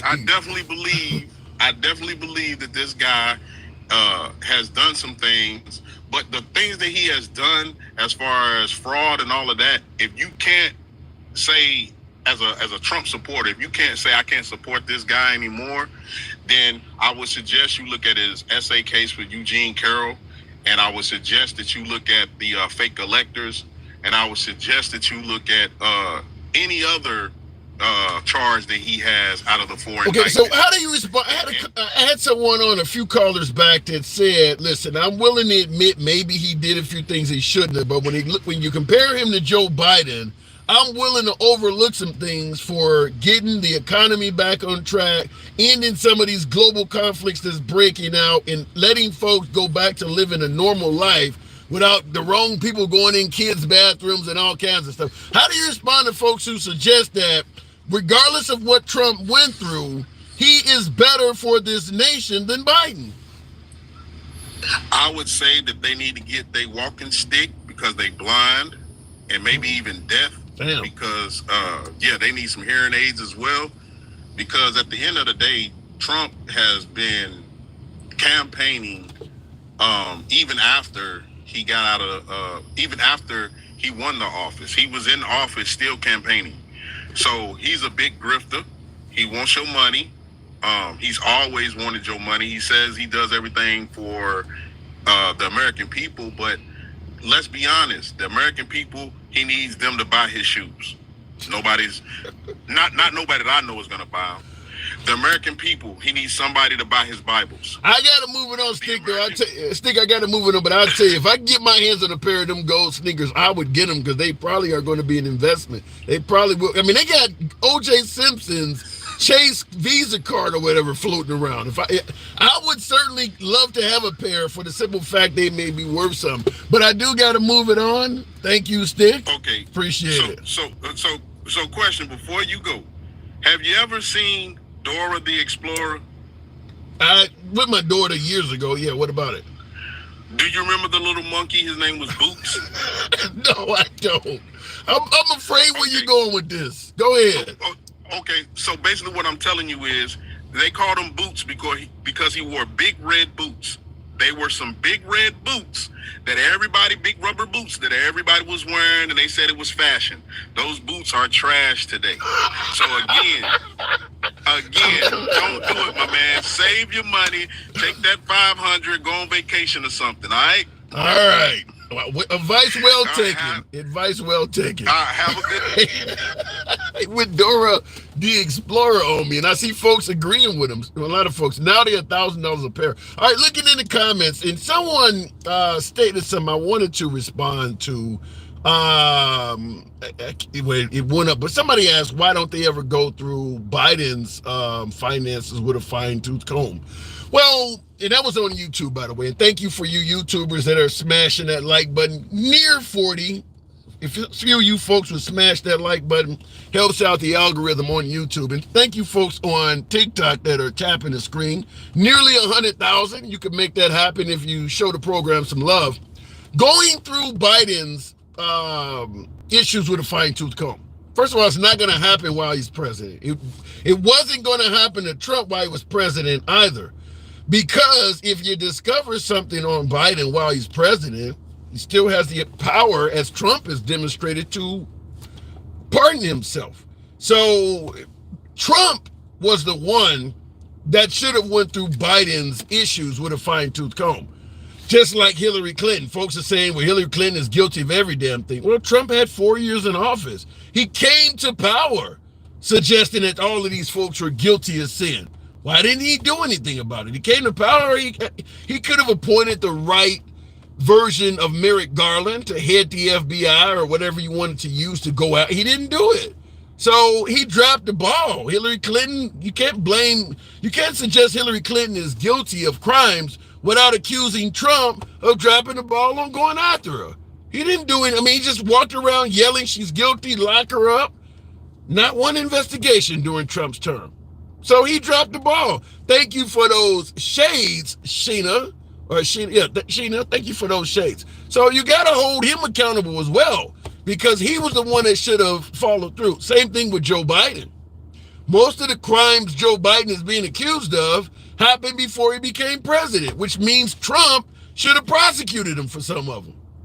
Is Trump trying to actually drain the swamp and prosecute corruption? Or is he just trying to win? I'll only go after corruption when it helps my campaign. If I'm not campaigning against you, I don't give a damn what you done.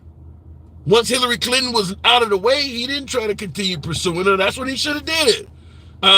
Going back to the box, though, we'll keep it moving.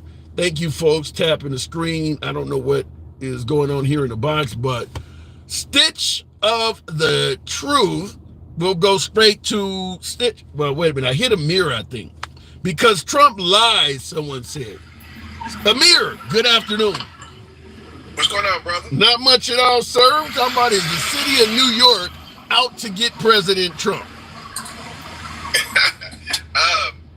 I can't sit there and say that they out to get him and stuff. I mean, they just... Is the judgments excessive? 83.3 to E. Jean Carroll on the second go-round. Fonnie Willis walking around trying to demand damn near $500 million. Is this stuff excessive? You know why I sit there and say it's not excessive? Because I've been out of prison, federal prison, matter of fact. I've been out of federal prison for about 7.5 years now. And, my charge was, they charged me with 5 kilos, 50 grams. That's what they charged me with. And then they put me at the top of the conspiracy and stuff too, right? Okay. But the evidence they had on me was one phone call for 17 seconds.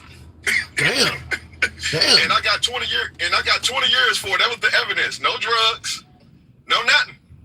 So They had hearsay. So then, based on what you're saying, considering what the justice system did to you, it's safe to assume you're voting for Trump, because Trump says people understand how corrupt the system is based on what he's going through, and it's going to lead them to vote for him, particularly African Americans. Is it safe to assume you're MAGA? I'm not going to say that, because me saying that would be a bitter person at the government and stuff. So I'm going to look at facts. I'm going to look at a lot of the stuff that I've seen, and I'm going to call a spade a spade. Trump is crooked. Trump just like, look, I used to be crooked. Okay. And a crook know a crook. You feel what I'm saying? I'm gonna say that. Takes man. one to know one. I've heard it. Yeah, a crook know a crook, man. And I'm not just saying that because I'm hating on the guy or nothing and stuff, man. But man, hey, look, I'm telling you, there's so much stuff that I've seen. And like I said, I know the language of the federal codes and everything because I got hit with the A51 and they doubled my time because I wouldn't cooperate and gave me 20 years. Damn. But how many did you actually do? How many did you actually do? I actually did 11 years and got a pardon from the president, from Obama. Whoa! Obama pardoned you? Yeah. Did you frame that? Did you frame that? Yes, I did. And I own my own house. I own my own business. I ain't been in trouble no more. My kids and everything good. I wanted his success stories. Wow. You're a great call. You are a great call. I've never heard anybody who had a presidential pardon call in. That's a great outcome. Yeah. Wow. Yeah, I got the gold United States presidential seal and everything on there and stuff. I got out January the 3rd, 2017. Yeah. So when folks tell you personally, so when you hear folks tell you personally that Trump did more for black people than any other president, what say you? I'm gonna tell you what Trump did. Trump did what I'm gonna tell you something about that too. I was in the federal prison. Trump did what they told him to do, was to try to get in on a part of that right there, to get a hold of the black community, get in tune with that so we can get some of that vote. Because I'm gonna tell you why. For many years, Rand Paul and Mitch McConnell was the only two people that was shooting the bill down for people to get any type of rhythm in the federal prison. And the reason why I know this is because we get a paper. What do you mean by rhythm? What do you mean by rhythm? Okay, when I say rhythm is to get say a time cut, reduced time, or try to get out on some of the harsh cases they got. And reason why I say that is because Mitch McConnell and Rand Paul out of Kentucky, they are the ones that shot the bill down every time the bill was presented to get some rhythm or get some time off.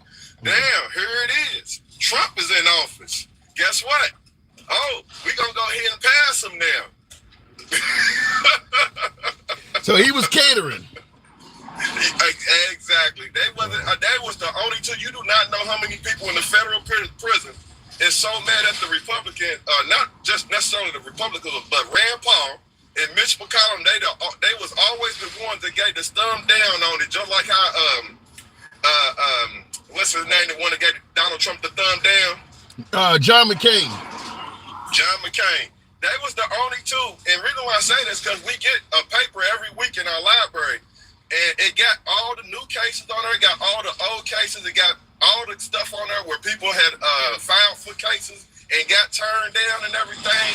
And see, our law, everything that's been passed, when they say they passed. Now wait a minute.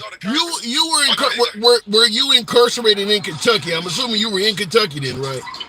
Yeah, I was in Lexington. You said what? Yeah, Lexington, Kentucky. Okay. So, exactly. So you're saying that a lot of the inmates are pissed off at Republicans because they are so tough on crime.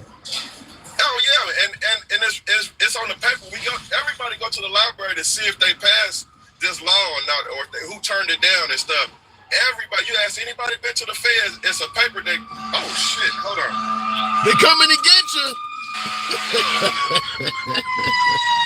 Oh, that's a foreign truck. Okay, I thought this was gonna be your last phone call. Yeah, but y'all, I've been doing good, man. You know what? I'm not even scared of none of the police no more, cause man, my stuff is clean.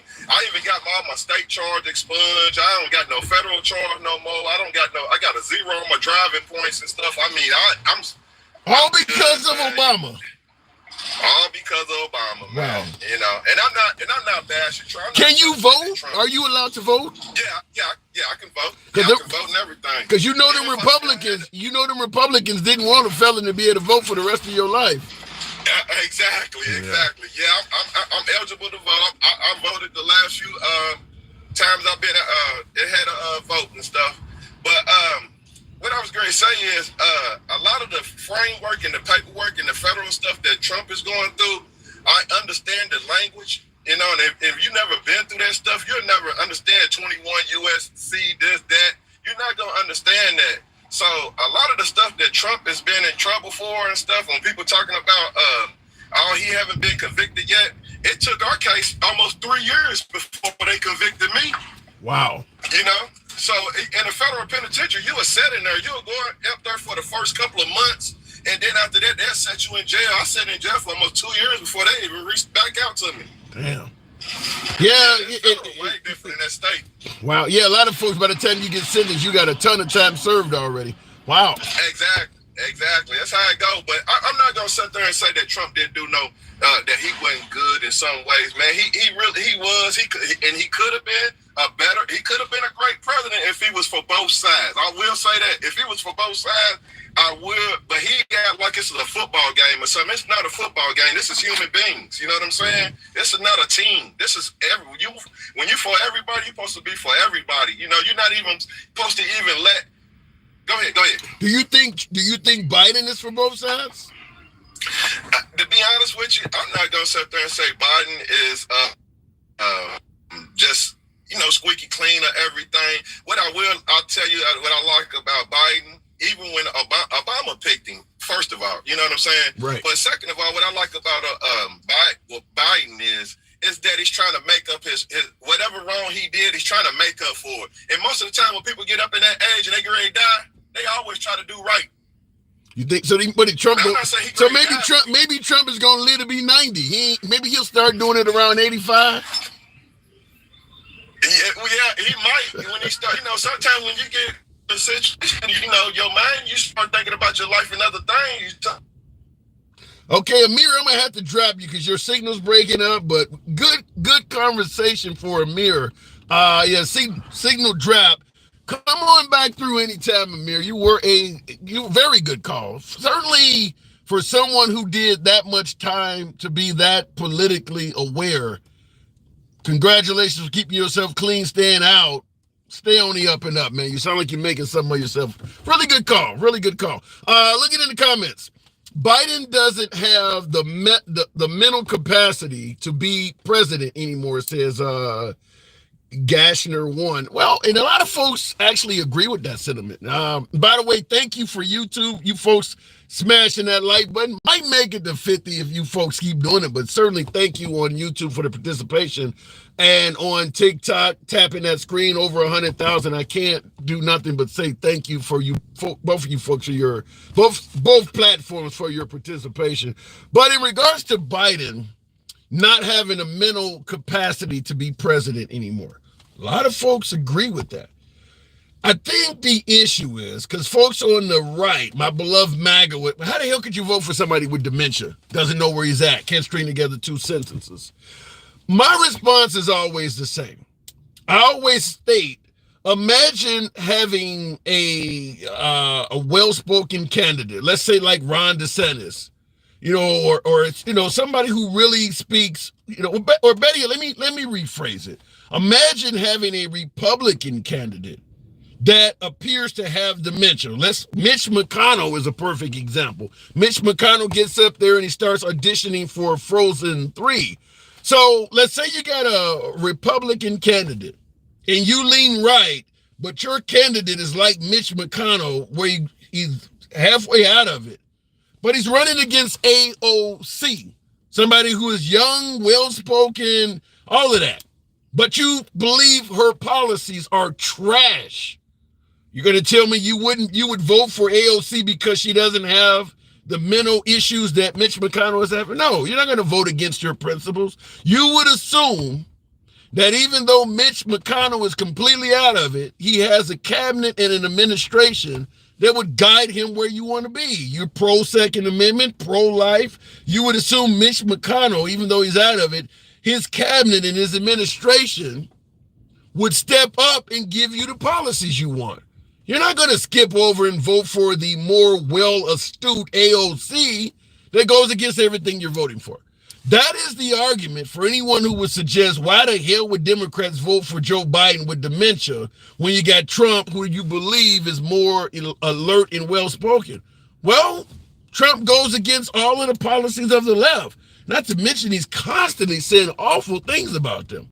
They're not going to vote for Trump when they know Biden has a lot of able-bodied, mentally competent left-wingers behind him that's going to give them their policy. So that's why, regardless of what mental state Biden is in, the left is still going to vote left. You're not going to vote for somebody who is, in favor of passing abortion bans that don't even give a damn if the mom could lose her life because the guy can speak well. You're not going to vote for that if you're on the left.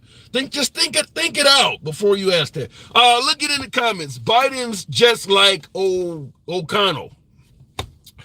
I don't hear a lot of folks asking for Mitch McConnell to step down, though, but I hear your point. Have you been on Truth Social? Trump is a complete nutbag. You don't need to go on Truth Social to hear what Trump is saying. It gets plastered everywhere. What I did not get, and I'm starting to see why. I never got why when Truth Social went public, folks were suggesting Trump was suddenly worth $3.5 billion. But we've seen what has happened in regards to the aftermath. The value of Truth Social has just taken a nosedive. It's like a one-engine plane that lost its only engine. It's been going straight down. But no, I haven't been on Truth Social. I don't know anybody. I don't know anyone that uses Truth Social. By way of yes or no in the comments, how many of you use Truth Social? How many of you got Truth Social accounts that you regularly check? I don't know anybody that does. I logged in with an account just to follow Trump. Did it once or twice, never went back. There's just nothing on there that concerns me. How many of you folks regularly go on Truth Social by way of yes or no? Most people say no. I think the problem before we go back to the box was this. Trump did not like what Twitter was doing to him. He believed that Twitter was blocking, banning, censoring folks. What we don't do here, something we don't do here. But unfortunately for Trump, creating his own network because Twitter was not treating him fairly, Elon purchased Twitter and removed the issue Trump had a problem with. So now Twitter is, for the most part, wide open. So you don't need to go to X. You don't need to go there. So as a result, Elon Musk really smashed any plans of X becoming a great site, or better yet, Truth becoming a real popular site. Elon Musk just opened up Twitter by naming it X and letting folks speak. So that really ruined Trump's chances at success of creating something that was the anti-Twitter. Elon just simply turned Twitter into what Trump was trying to do. So he headed him off at the pass. Going back to the box, Twitter is bot central, says Bandito. Really? I don't really use Twitter either. I got a Twitter account, but I don't use it that much either. I used to Truth Social, says Outlaw. Yeah, I don't use it. I use, obviously both of you folks are all on YouTube and TikTok viewing me now. So clearly I use these platforms Monday through Friday, 1 p.m. Central for you folks who like this type of conversation. I've used Facebook and a couple other social media pages, but I don't really, Instagram a little bit, but mainly these two in Facebook.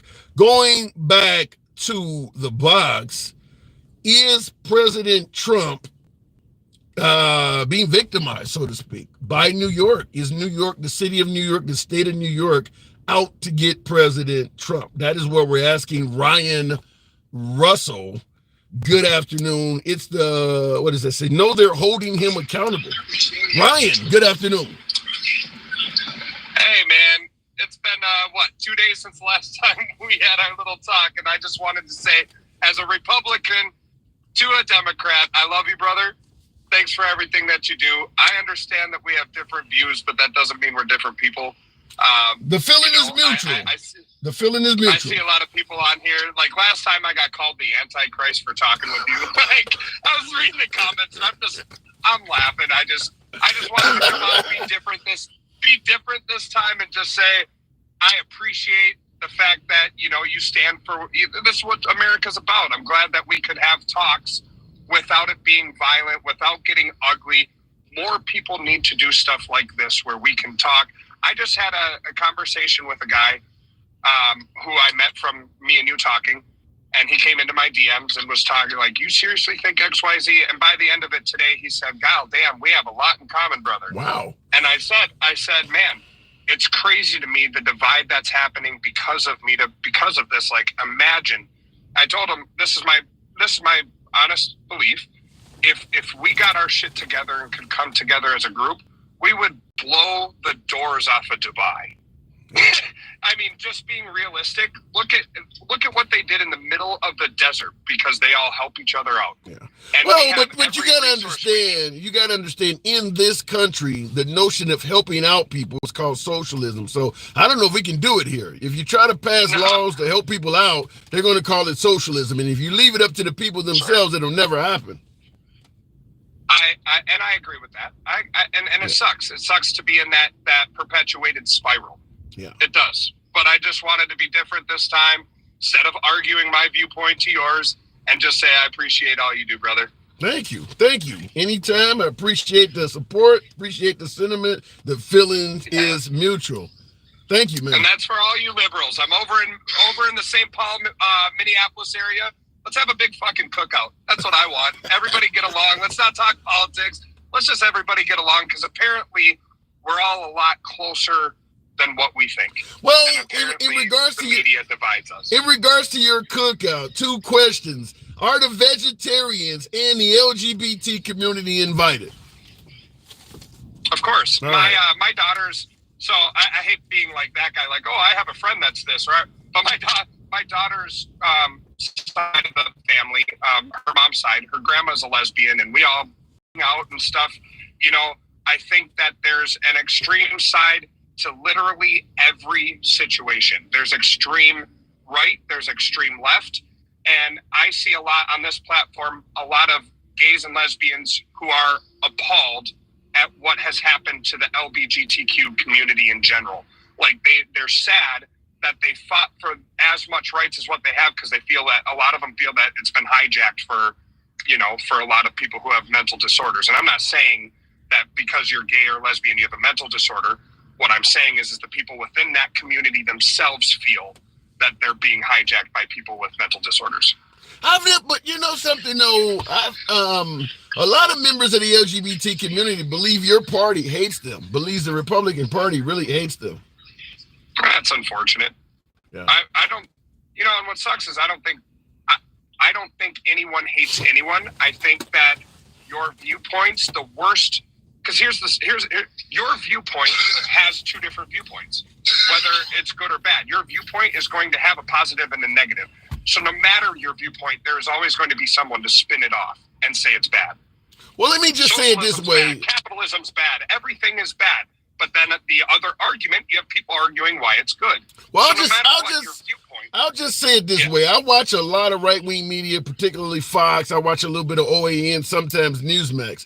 I have never seen the LGBT community covered from a positive aspect on those networks. It is always a negative story, going in the wrong bathroom, playing for the wrong team, drag queens around kids. It is 100% negative.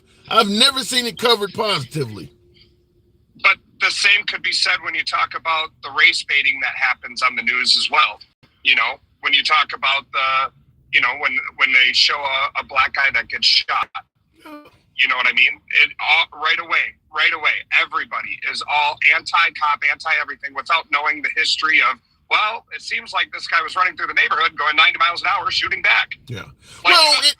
You make a good point that the liberal networks do play into the notion that minorities are victims of racism. The right into the LGBT community are bad people. They're bad for kids. I mean, I agree with you. Now, for instance, if an African American is wrongfully killed by a cop, right wing is not going to cover that at all. They don't cover that. They only cover when the African American kills the cop. Now it's just like with the immigrants. You'll see it all over the place when the cop is the victim, but when the minority is the victim, now the liberal media covers it and the right ignores it. So yeah, I do agree they have an agenda. I feel that they do that for a reason. I feel that they only spin negative narratives now. I mean, when do you turn on the news and go, "Oh my God, that's a warming story"? Yeah. Do you ever do that anymore? Well, occasionally, but I get your point. But even though they're only going negative, they have a different opinion of what is negative, though. I get that. But my point is why can't we cover some positive things? Why can't we say, because there are a lot of great cops out there, and I was a troublemaker for half of my life, and I used to run around being the one that would scream Tupac songs, "Fuck the police," and all this stuff, right? And I couldn't stand them. And now I understand the value of them. And I understand that there is some really crappy cops out there. Like I'll see TikToks where it'll show a cop that plants narcotics on this older lady. And it was sad to see. It's stuff like that. And I firmly believe this. There's just shitty people. And it doesn't matter if you're LGBTQ, right, left, a cop, a criminal. Doesn't matter. Yeah, but nobody goes around.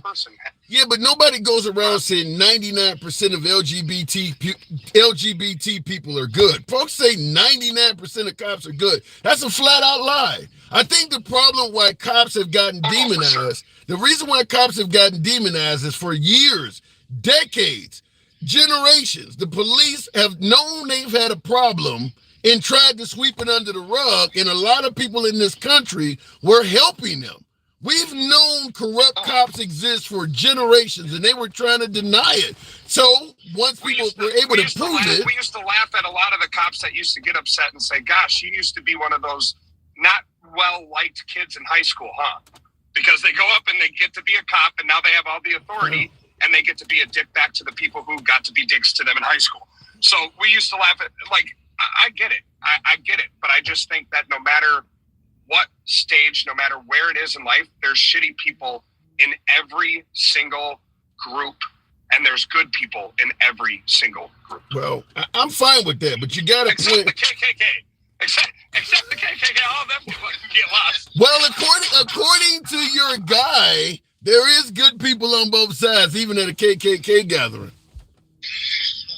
Yeah, I think I'm not going to touch this one because according to your guy, he can give a eulogy to the guy that died at the KKK. Senator Byrd, there's a story behind it. I got to move it on to Ryan. Pleasure talking to you. But I just wanted to change the narrative today. That's all.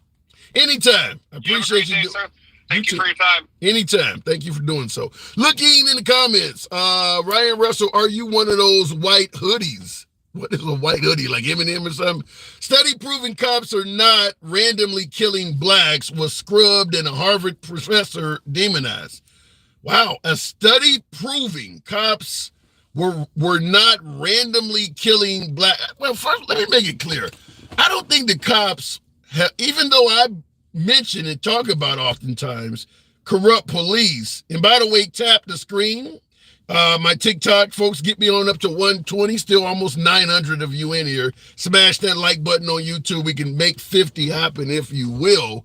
I don't think cops ever were widespread, quote unquote, randomly killing black people. That I'll point this out, because Trump said the same thing. They kill more whites than blacks, which is probably true because there's more whites in the country. But the issue is not death.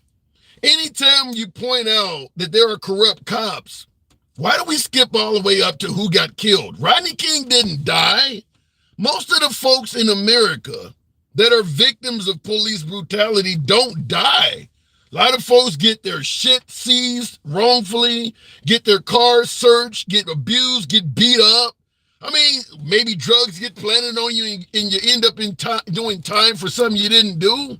The overwhelming majority of police misconduct does not involve somebody getting shot. So if you do the study based on the police ain't randomly killing people, you're skipping probably 90% of the victims of police brutality. It doesn't involve people getting shot. There's a ton of things they can do to you that does not involve shooting you that is wrong, period. So I don't want to go down the road of only going to the aspect of, well, you didn't get shot. Folks have their property seized all the damn time. Hell, they did it to me. They did it to me, damn it. I mean, I had some property seized for some bullshit. I don't have a single arrest in my entire 51 years of life. And I got stories. I didn't get shot. So, yeah, I don't know why people go to that level. But anyway, moving the program on, it's the 33 degrees of prosecutors' offices. Yep. I think that we do want to hold the police to a higher standard, but folks don't want to admit when there is issues. And that boiling point is people knew that things were going on, and they were just like, let's take MAGA, for instance. MAGA believes there are problems in this country and they're not being heard. That's kind of what the black community was doing. There is problems in this country. We're being mistreated and we're not being heard. That's what MAGA is now saying. But before MAGA got to that point, they were telling the black community, you're making all that shit up. But I'm just saying they're both kind of saying the same thing, which is now, while Trump is going through what he's going through, first thing he says is what a black community should understand. Well, my response is, well, what were you telling them about what they were complaining about before you reached the point where you're now complaining about the same thing? Okay, going back to the box.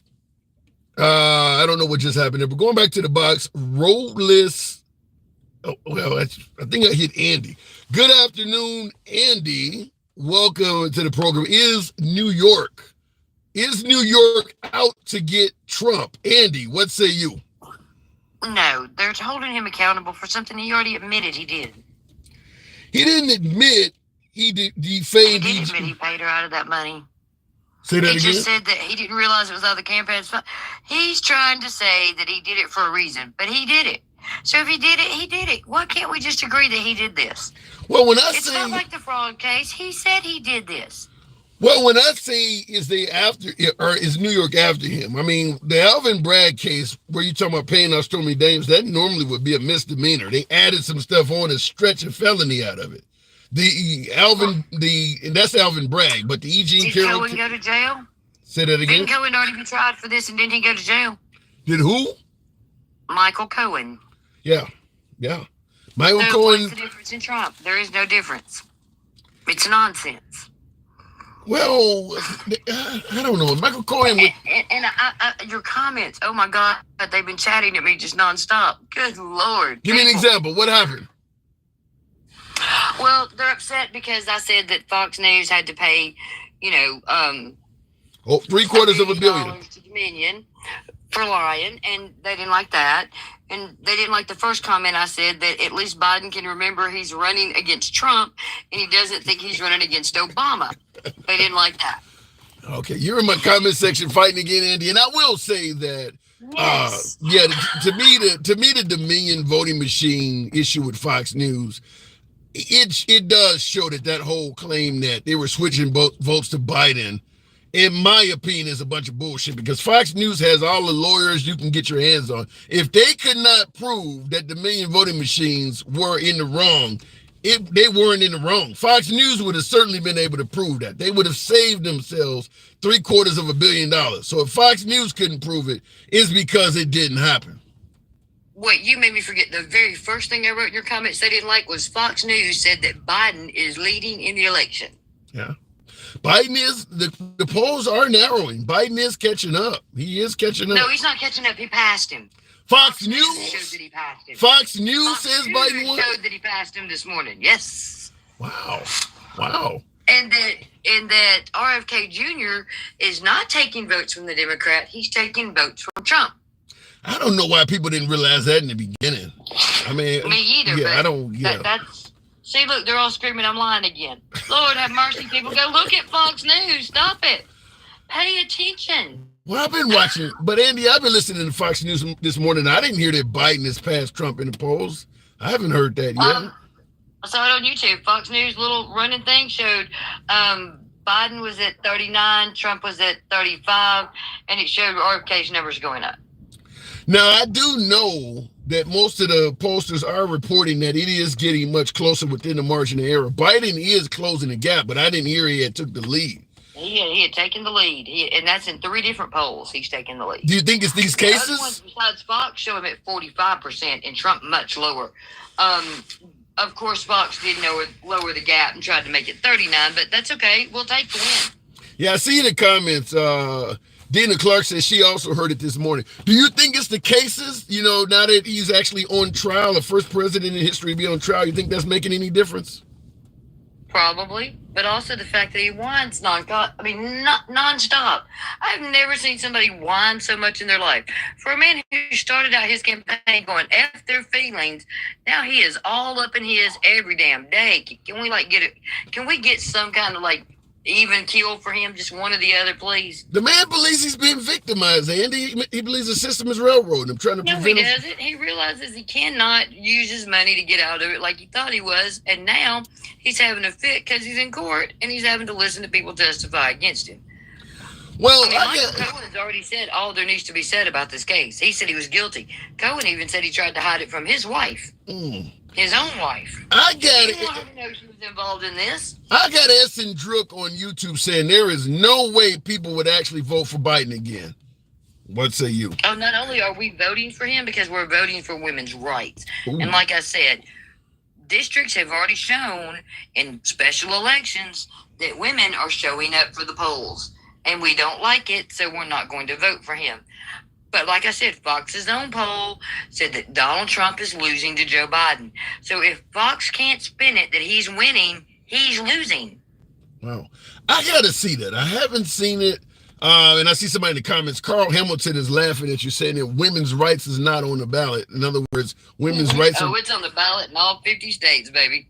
Yeah, I would agree that if any of these states like Florida that's going to put women's rights on the or abortion, let's call it what it is. It's the right to have an abortion. People are now. I agree it goes beyond. No, for me, it is really the Equal Rights Amendment that Donald Trump shoved into the courts. It's the Equal Rights Amendment that Congress tried to pull out and vote to get rid of the unconstitutional deadline on, and Republicans voted against it, except for Kristen Sinema and Susan Collins, who both want equal rights because they don't have any either. What is sum up? What is equal rights other than the right? The Equal Rights Amendment also gives women the right to. It stops gender discrimination. We don't have that in this country. You can be discriminated based on your gender. That's why some jobs pay men more money to do the exact same job as women. And I'm not talking about these fringe jobs. I'm talking about the exact same job. Like software developer. That doesn't take any extra. Men shouldn't make more in that position than women. The right to not be discriminated against because we get pregnant at work. Let me interrupt you. I'll let you continue, but Gen Xer on YouTube, certainly a friend of the program, he put a super chat in. He always says some of the wildest shit. Said, I'm voting for Andy, talking about you. I'm voting for Andy to make me a sandwich.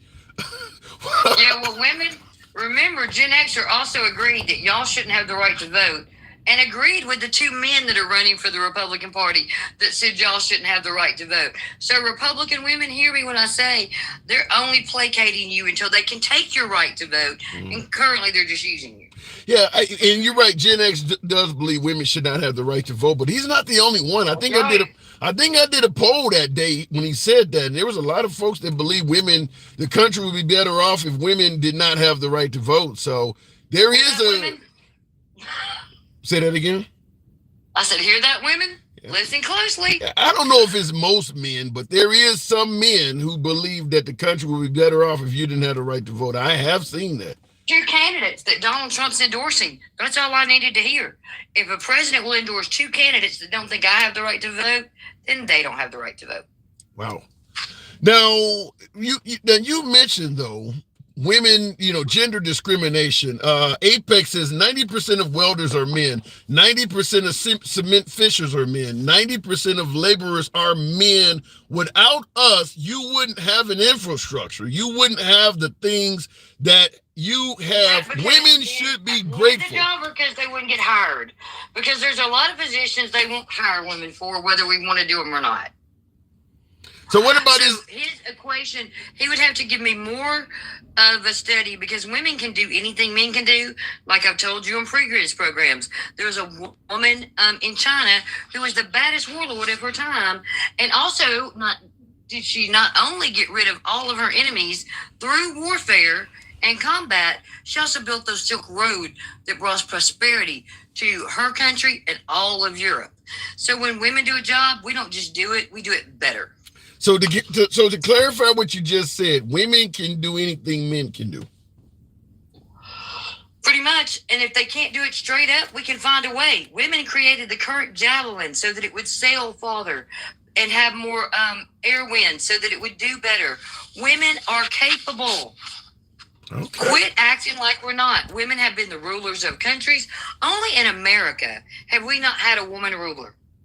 How's that for misogynistic? Only in America. That is true. Well, like I said, I got a few guests that believe women shouldn't vote. So you take that in consideration when you go to the polls. Some people don't want you to vote, Andy.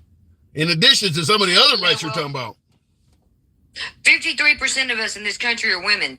And if you're a woman and you hear my voice and you're voting red, you're voting for your own subjugation, because they will vote against you. Hear me. Because we get this vote, we may not get another one.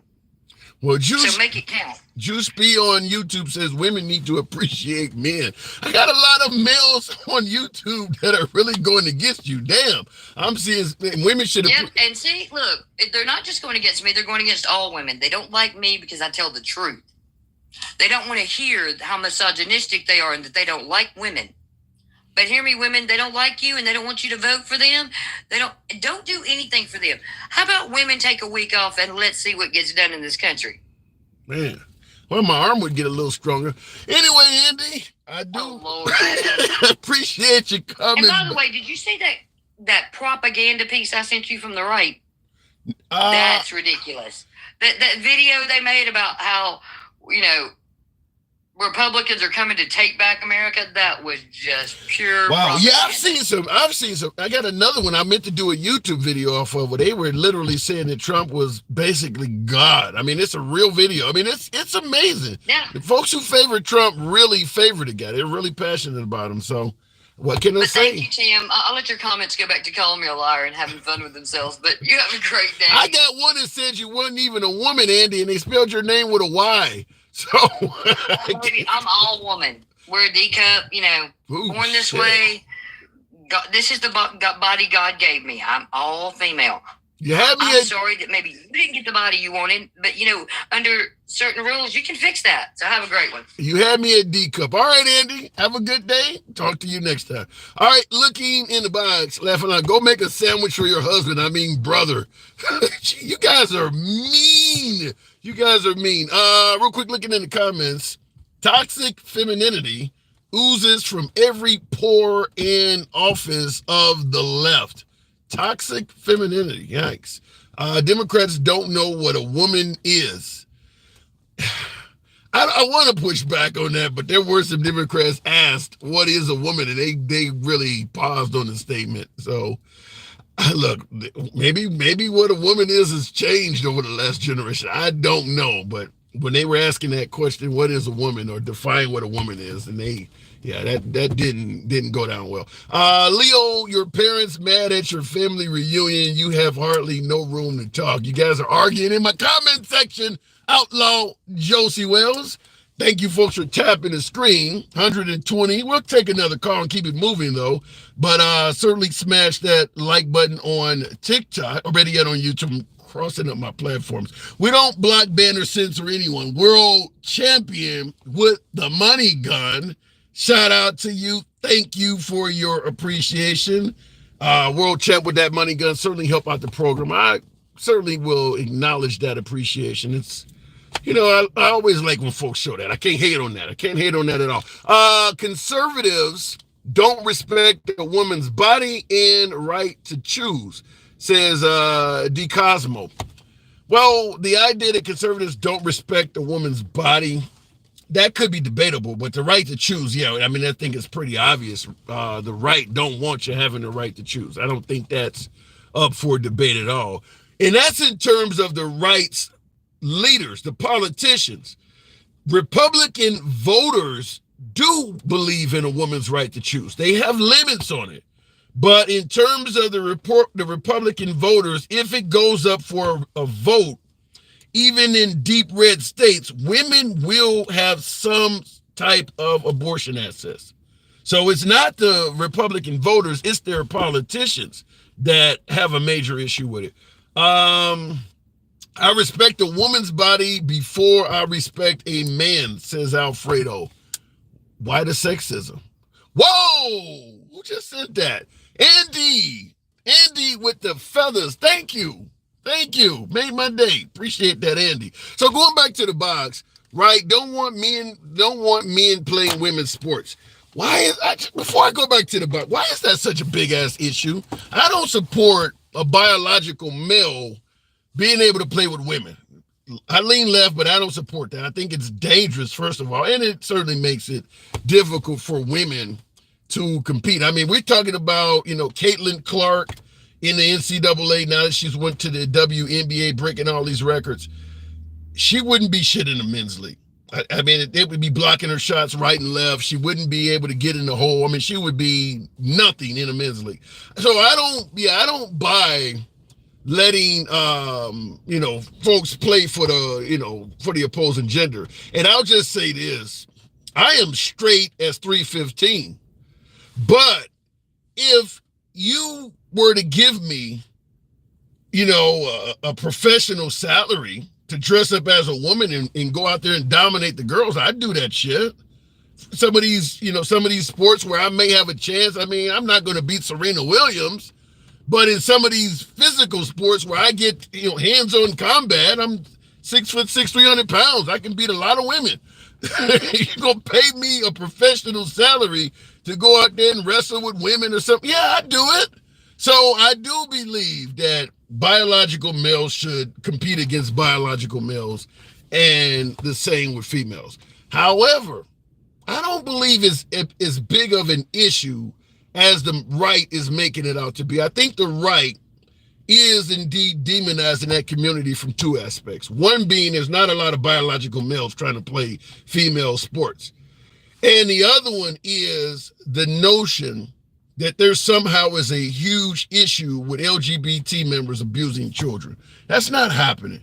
Don't go in the wrong restroom because there's kids in there. There's no big instance of LGBT members abusing children. I don't know where the hell that came from. If you really cared about children being abused, you would not focus so much on an LGBT member going in their restroom. You'd focus more on what church they're going to. Because the churches have an incredible history of abusing children, particularly the Catholic and Mormon churches. You wouldn't want your child anywhere near a Catholic or Mormon church. Yet you're sending your children to church and telling them to stay away from a drag queen. That is about as backwards as you can be when you look into the actual history of what the churches have done versus the LGBT community. I mean, that's what I say. I believe it's just simply a matter of hatred, where this community has been demonized as if they're child molesters when they don't have anywhere near the history of that. And as I stated, if you truly were focused on protecting children, you wouldn't want them anywhere near the Catholic Church, probably the Boy Scouts, the Mormons. You wouldn't want them anywhere near any of that stuff. So it's not about actually protecting the children. It's about demonizing that community. Looking in the comments, or better yet, going to the box. Continuing on with the program, man of my very own name, Tim, good afternoon. Welcome to the program. What did I just, okay, I didn't hit Tim. I hit something else and it disappeared. We'll go back to the box. Apparently the box is flaky. Let's try it again. Tim, good afternoon. Welcome to the program. Thoughts on idolizing politicians? I think that is insane. Why would you idolize a politician, Adam? I don't favor that. And I know people are doing it. I do know people are doing it, putting their tattoos, t-shirts. I had an Obama shirt, but I didn't idolize the guy. Tim, good afternoon. Tim, are you there? Okay, apparently Tim is not there, so we'll drop Tim and move on. Don't know how MAGA can be so bad when they are afraid of everyone. You think MAGA's afraid of everybody? What do you base that on? Jessica Yeniv in Canada wanted to talk to 14-year-olds about periods and topless pool parties, says Lena G. The fact that you can name this one individual shows how few there are. Just like with the immigrants killing citizens, they keep pointing out this nursing student in Georgia. You couldn't even name all the people that have been abused by the Catholic Church. You couldn't give a name like that. There's so many people, you couldn't just give a name like that. I'm just simply saying, yeah, there are some members of the LGBT community, just like there are members of the straight community that abuse children, but I don't think any of them come even close to what the Catholic and Mormon Church has done. I don't think it's even in the same universe. Because particularly the Catholic Church, but the Mormons as well, with them marrying all 14-year-olds and all of that other shit, it was done at the highest levels of the church. Whereas a priest had a bunch of accusations, and then a cardinal or somebody higher up would move the priest to a different parish so that those victims no longer had access to him, and he literally could victimize new people. That's not happening in the LGBT community. Catholic Church has a history of that. So keeping your children away from the LGBT community and sending them to church on Sunday is about as backwards as you can be. Looking in the comments. I don't know what just happened. Hey, Tim, respectful request to join. What are we trying to bring the folks up? I don't know what I was trying to bring up last, but we are having some issues with the box. But let me try it again. I tried to bring up Gerald MC, and we'll see if it works again. Oh, I saw a subscriber that wanted to bring up as well. Okay, all right, moving it on. Catholic, Mormon, Baptist, all the same hypocrisy. True. That is true. Gerald, good afternoon. Good afternoon. How you doing, Tim? I'm doing good. Asking is New York, is the state of New York out to get President Trump? I think of all the court cases he's got, this one is the weakest to me. Now, did he do it? Hey, if you did the crime, you still got to go through the process. Do you think he's guilty? I think he's guilty of what they're saying he's doing. I mean, he even said it himself. But of all the cases he's got, this one doesn't mean that much to me. I'm thinking more Georgia, where he tried to overturn, tried to grab. I think that's the stronger case. I mean, the state of New York has a right to file a charge. I mean, if I jaywalked, they could file a charge because I jaywalked. That is true. So you do believe down in Georgia, you do believe he was trying to steal the election? Oh yeah, I mean, he actually said, go find me some votes. Go find me this many votes. And as a person who's in power, telling somebody to go do something, luckily they didn't succumb to his request, but you can't do that. If you're a person in power, you have influence. Yeah. Now I know a lot of my beloved MAGA is suggesting that, look, he was just making a call to see, the status of the election. But I agree with you. While that election was going on, he had no business calling folks, talking about how many votes he needed to win. He just shouldn't have made that phone. I don't know if it was a crime. That's what we'll end up adjudicating in court. But I don't know. I don't see why in the hell he thought it was okay to get on the phone in the middle of an election and tell a governor how many votes he needed to have them find. It's inappropriate as the day is long. Yeah, I agree. And I also think that, I'm not a Trump supporter, but if he could have shut his mouth up, he'd probably still been president. I feel, well, they bring up COVID, though. I agree with you that his mouth absolutely caused him trouble. And thank you, Robert E. Curtis, for that super chat. Appreciate it. I agree with you that his mouth caused him trouble, but folks point out that he handled the pandemic poorly, and they say that may have cost him the election as well. I can't really blame him on the pandemic. I mean, that thing was something that none of us have ever experienced before. I think it's more of his mouth. He's saying things that just don't make sense from a leader. It makes it feel like, to me, it makes it feel like he's about Trump. He don't care about the MAGA people. He don't care about the Democrats, the Republicans, or anybody. Give me an example. Give me an example of what you're talking about. Like, he'll say things like, well, I can walk out, and what was the thing where he said he could probably shoot somebody and never get convicted? Who would say something stupid like that? Yeah. That's just stupid. Yeah, there's no denying it. There's no way to deny it. He certainly said it. So, yeah, it wasn't the best thing to say. So, no, I mean, and the problem with it is, me saying that is one thing, but the leader of the free world saying that is a different thing. Yeah. Then take it in consideration, he did say he could shoot somebody in the middle of Fifth Avenue and his supporters would go nowhere. Why do you believe, after saying that, folks still support him fairly strongly? I mean, they like the way the country was ran. Maybe you don't think maybe he still might be a good president? At this point, I don't think so, because I don't think he would get the support of the Senate for sure. I don't think the Senate's going to flip, so it's going to be dead, and anything that he tries to push through, I actually think the House is going to flip. Like the lady earlier, the women. I mean, the things that happened in these last 4 years, you can't discount them. Even though some people don't want them to vote, they got the vote. But what about the border? You don't think the border may help Trump out significantly? I think the border, they pretty much made that a good topic. But, we tried to pass a border bill. Nope, we ain't going to pass it because you're trying to pass it. It's not about us. And I don't think any party is really about us anymore. It's all about winning. Democrat versus Republican.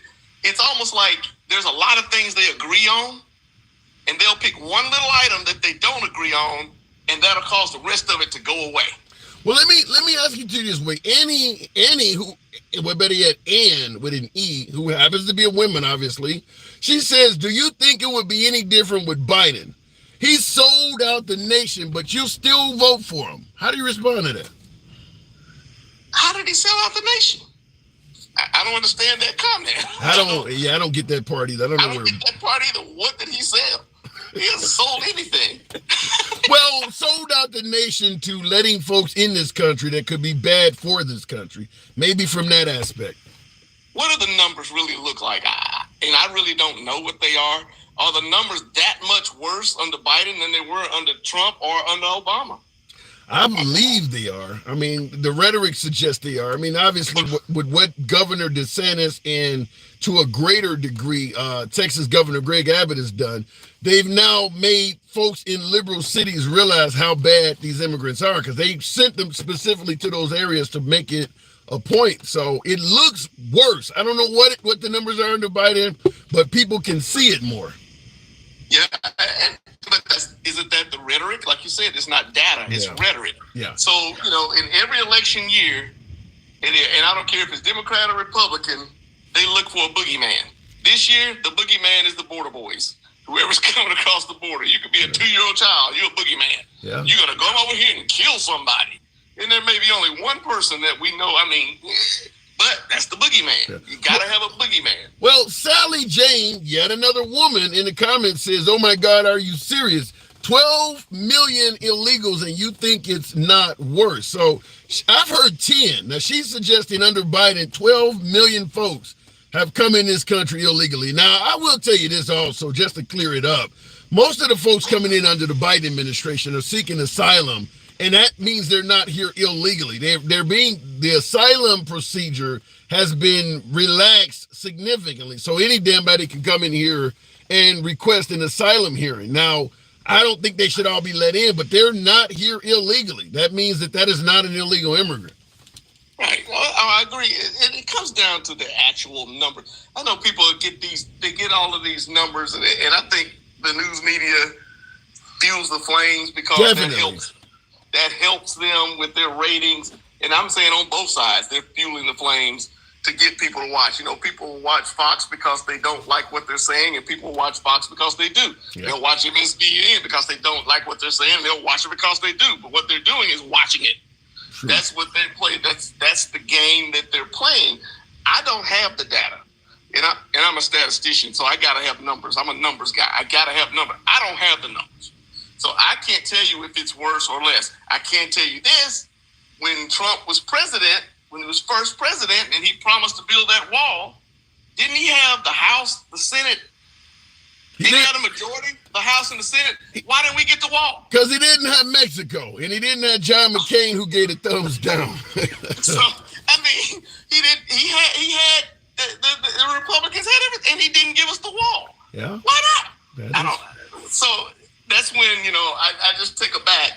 Find the boogeyman. You ain't got to kill the boogeyman. You just got to find him. And that's going to get you elected.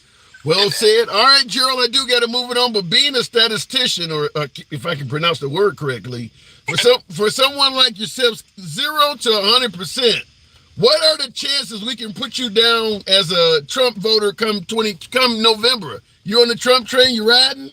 I'm a 0, brother. And that's a guarantee with a 99.5% confidence level. Wow. You sound like Mark Cuban from Shark Tank, Maverick, former Dallas Maverick owner. He stated that he wouldn't vote for Trump if Biden was on his deathbed receiving last rites. You sound like that. I feel that way. Damn. Wow. I really do wish, I'm critical of Biden also, but I can't do Trump. I just can't do it. All right. Appreciate you coming through, Gerald, thank you. Come on back anytime. All right. Appreciate it. Anytime. All right. Moving the program on. 132,000. Thank you, folks, for tapping that screen. I do appreciate that. I'd rather be on your train ride. How soon you need me to ride, says Apple user. Wow. Okay. I can take that comment a few different ways. Thank you for the input. I'm voting for Biden. Even if he's blind and what did that say? And I'm in a wheelchair. Yikes. Oh my God. So moving the program on. So Biden does have some votes, even if he is completely decrepit, says some of you folks. Hydro 420, which was yesterday, right? Wasn't yesterday 420? Hydro 420. Did you celebrate today? I did. It was a great day. I bet it was. So what do you think? You think New York is trying to railroad Trump? Well, yeah, I think in a bit, you can't listen to like one particular news source. You got to look at all the sources of your information. And obviously there's people on Trump's side, there's people on Biden's side.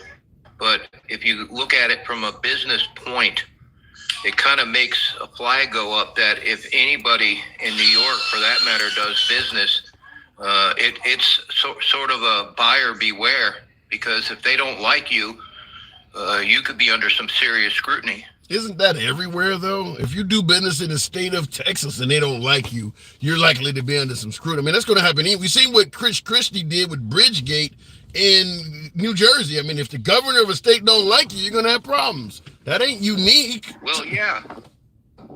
It's just, Tim, what's in the headlines today is New York, obviously involving Trump, but your statement is absolutely true. It's a total blanket of no matter where you do business, buyer beware. Yeah.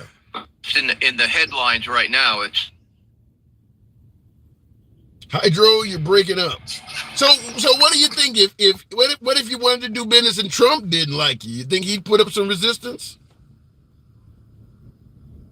Well, here's the thing. Donald Trump utilized the loopholes. He's not the only businessman that utilizes loopholes in the system. Do you agree? I totally agree. So it's just, and let me ask you this, in your opinion, do you think all this attention is political because the timing of the elections and all that? It's what is your input on, do you think it's just a thing where they're really trying to nail down a criminal, or do you think it's somehow politically motivated? Okay, now, and Hydro, your signal's breaking up, so I'm going to have to move it because your signal's breaking up. But I did get your question. Do I believe what Trump is going through is politically motivated? My answer, I said before, is yes. I strongly believe if Trump was not running for president, a lot of this stuff would not be happening. However, me suggesting that I think what Trump is going through is politically based or biased doesn't mean he's innocent. It does not mean he's innocent. I do believe, yeah, I had to drop him because the signal was breaking down, but I do believe that it's political. I do believe that Trump's mouth and a lot of folks not liking him in the judicial system is going after him, but I believe they're going after him for things that may be legitimate crimes. Here's a perfect example. I've given this many times on the program before. If I'm driving down the street and I'm speeding and I get pulled over, and when the cop comes to the car, I start calling them all kinds of names, a piece of shit, a pig, you name it. Now, instead of just getting a speeding ticket, I may get a ticket for low treads on the tire, tints too dark, license plate light is too dim. It could be a host of stuff. Is that political? Yeah, because I'm talking shit to the cop, but is it actually true violations? It could be as well. So they're not making up stuff. They're now giving me what they refer to as discretionary tickets that they don't have to give you simply because I'm talking shit. But the discretionary tickets are based on real, actual violations. And I believe that's what's happening to President Trump, is that if he was not running for president, the whole Letitia James case, where he had to pay $335 million for lying on documents. If he wasn't running for president and he was the likes of, let's go with the guy who's always defending him, the guy from Shark Tank. I can't think of his name right now. Mr. Wonderful, he goes by, or whatever his actual name is. Let's go with him. If he got caught up in the same stuff as President Trump, I believe he would just pay a small fine and it would go away. It would go away.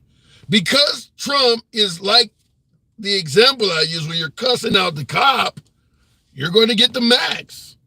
I believe that's also what happened with Judge Engoron in the Letitia James case. Most likely the same thing in the E. Jean Carroll case. You're talking shit, so the person that has power over you is going to give you the max. That's going to happen to anyone. That's not unique to Trump. If you go to court for anything, speeding ticket on up to murder, and you're constantly talking shit, you're going to walk out of court with the toughest sentence the judge can give you because your mouth is running. That's what Trump is dealing with, is you're turning the judges into emotional members of the court. You're pissing them off.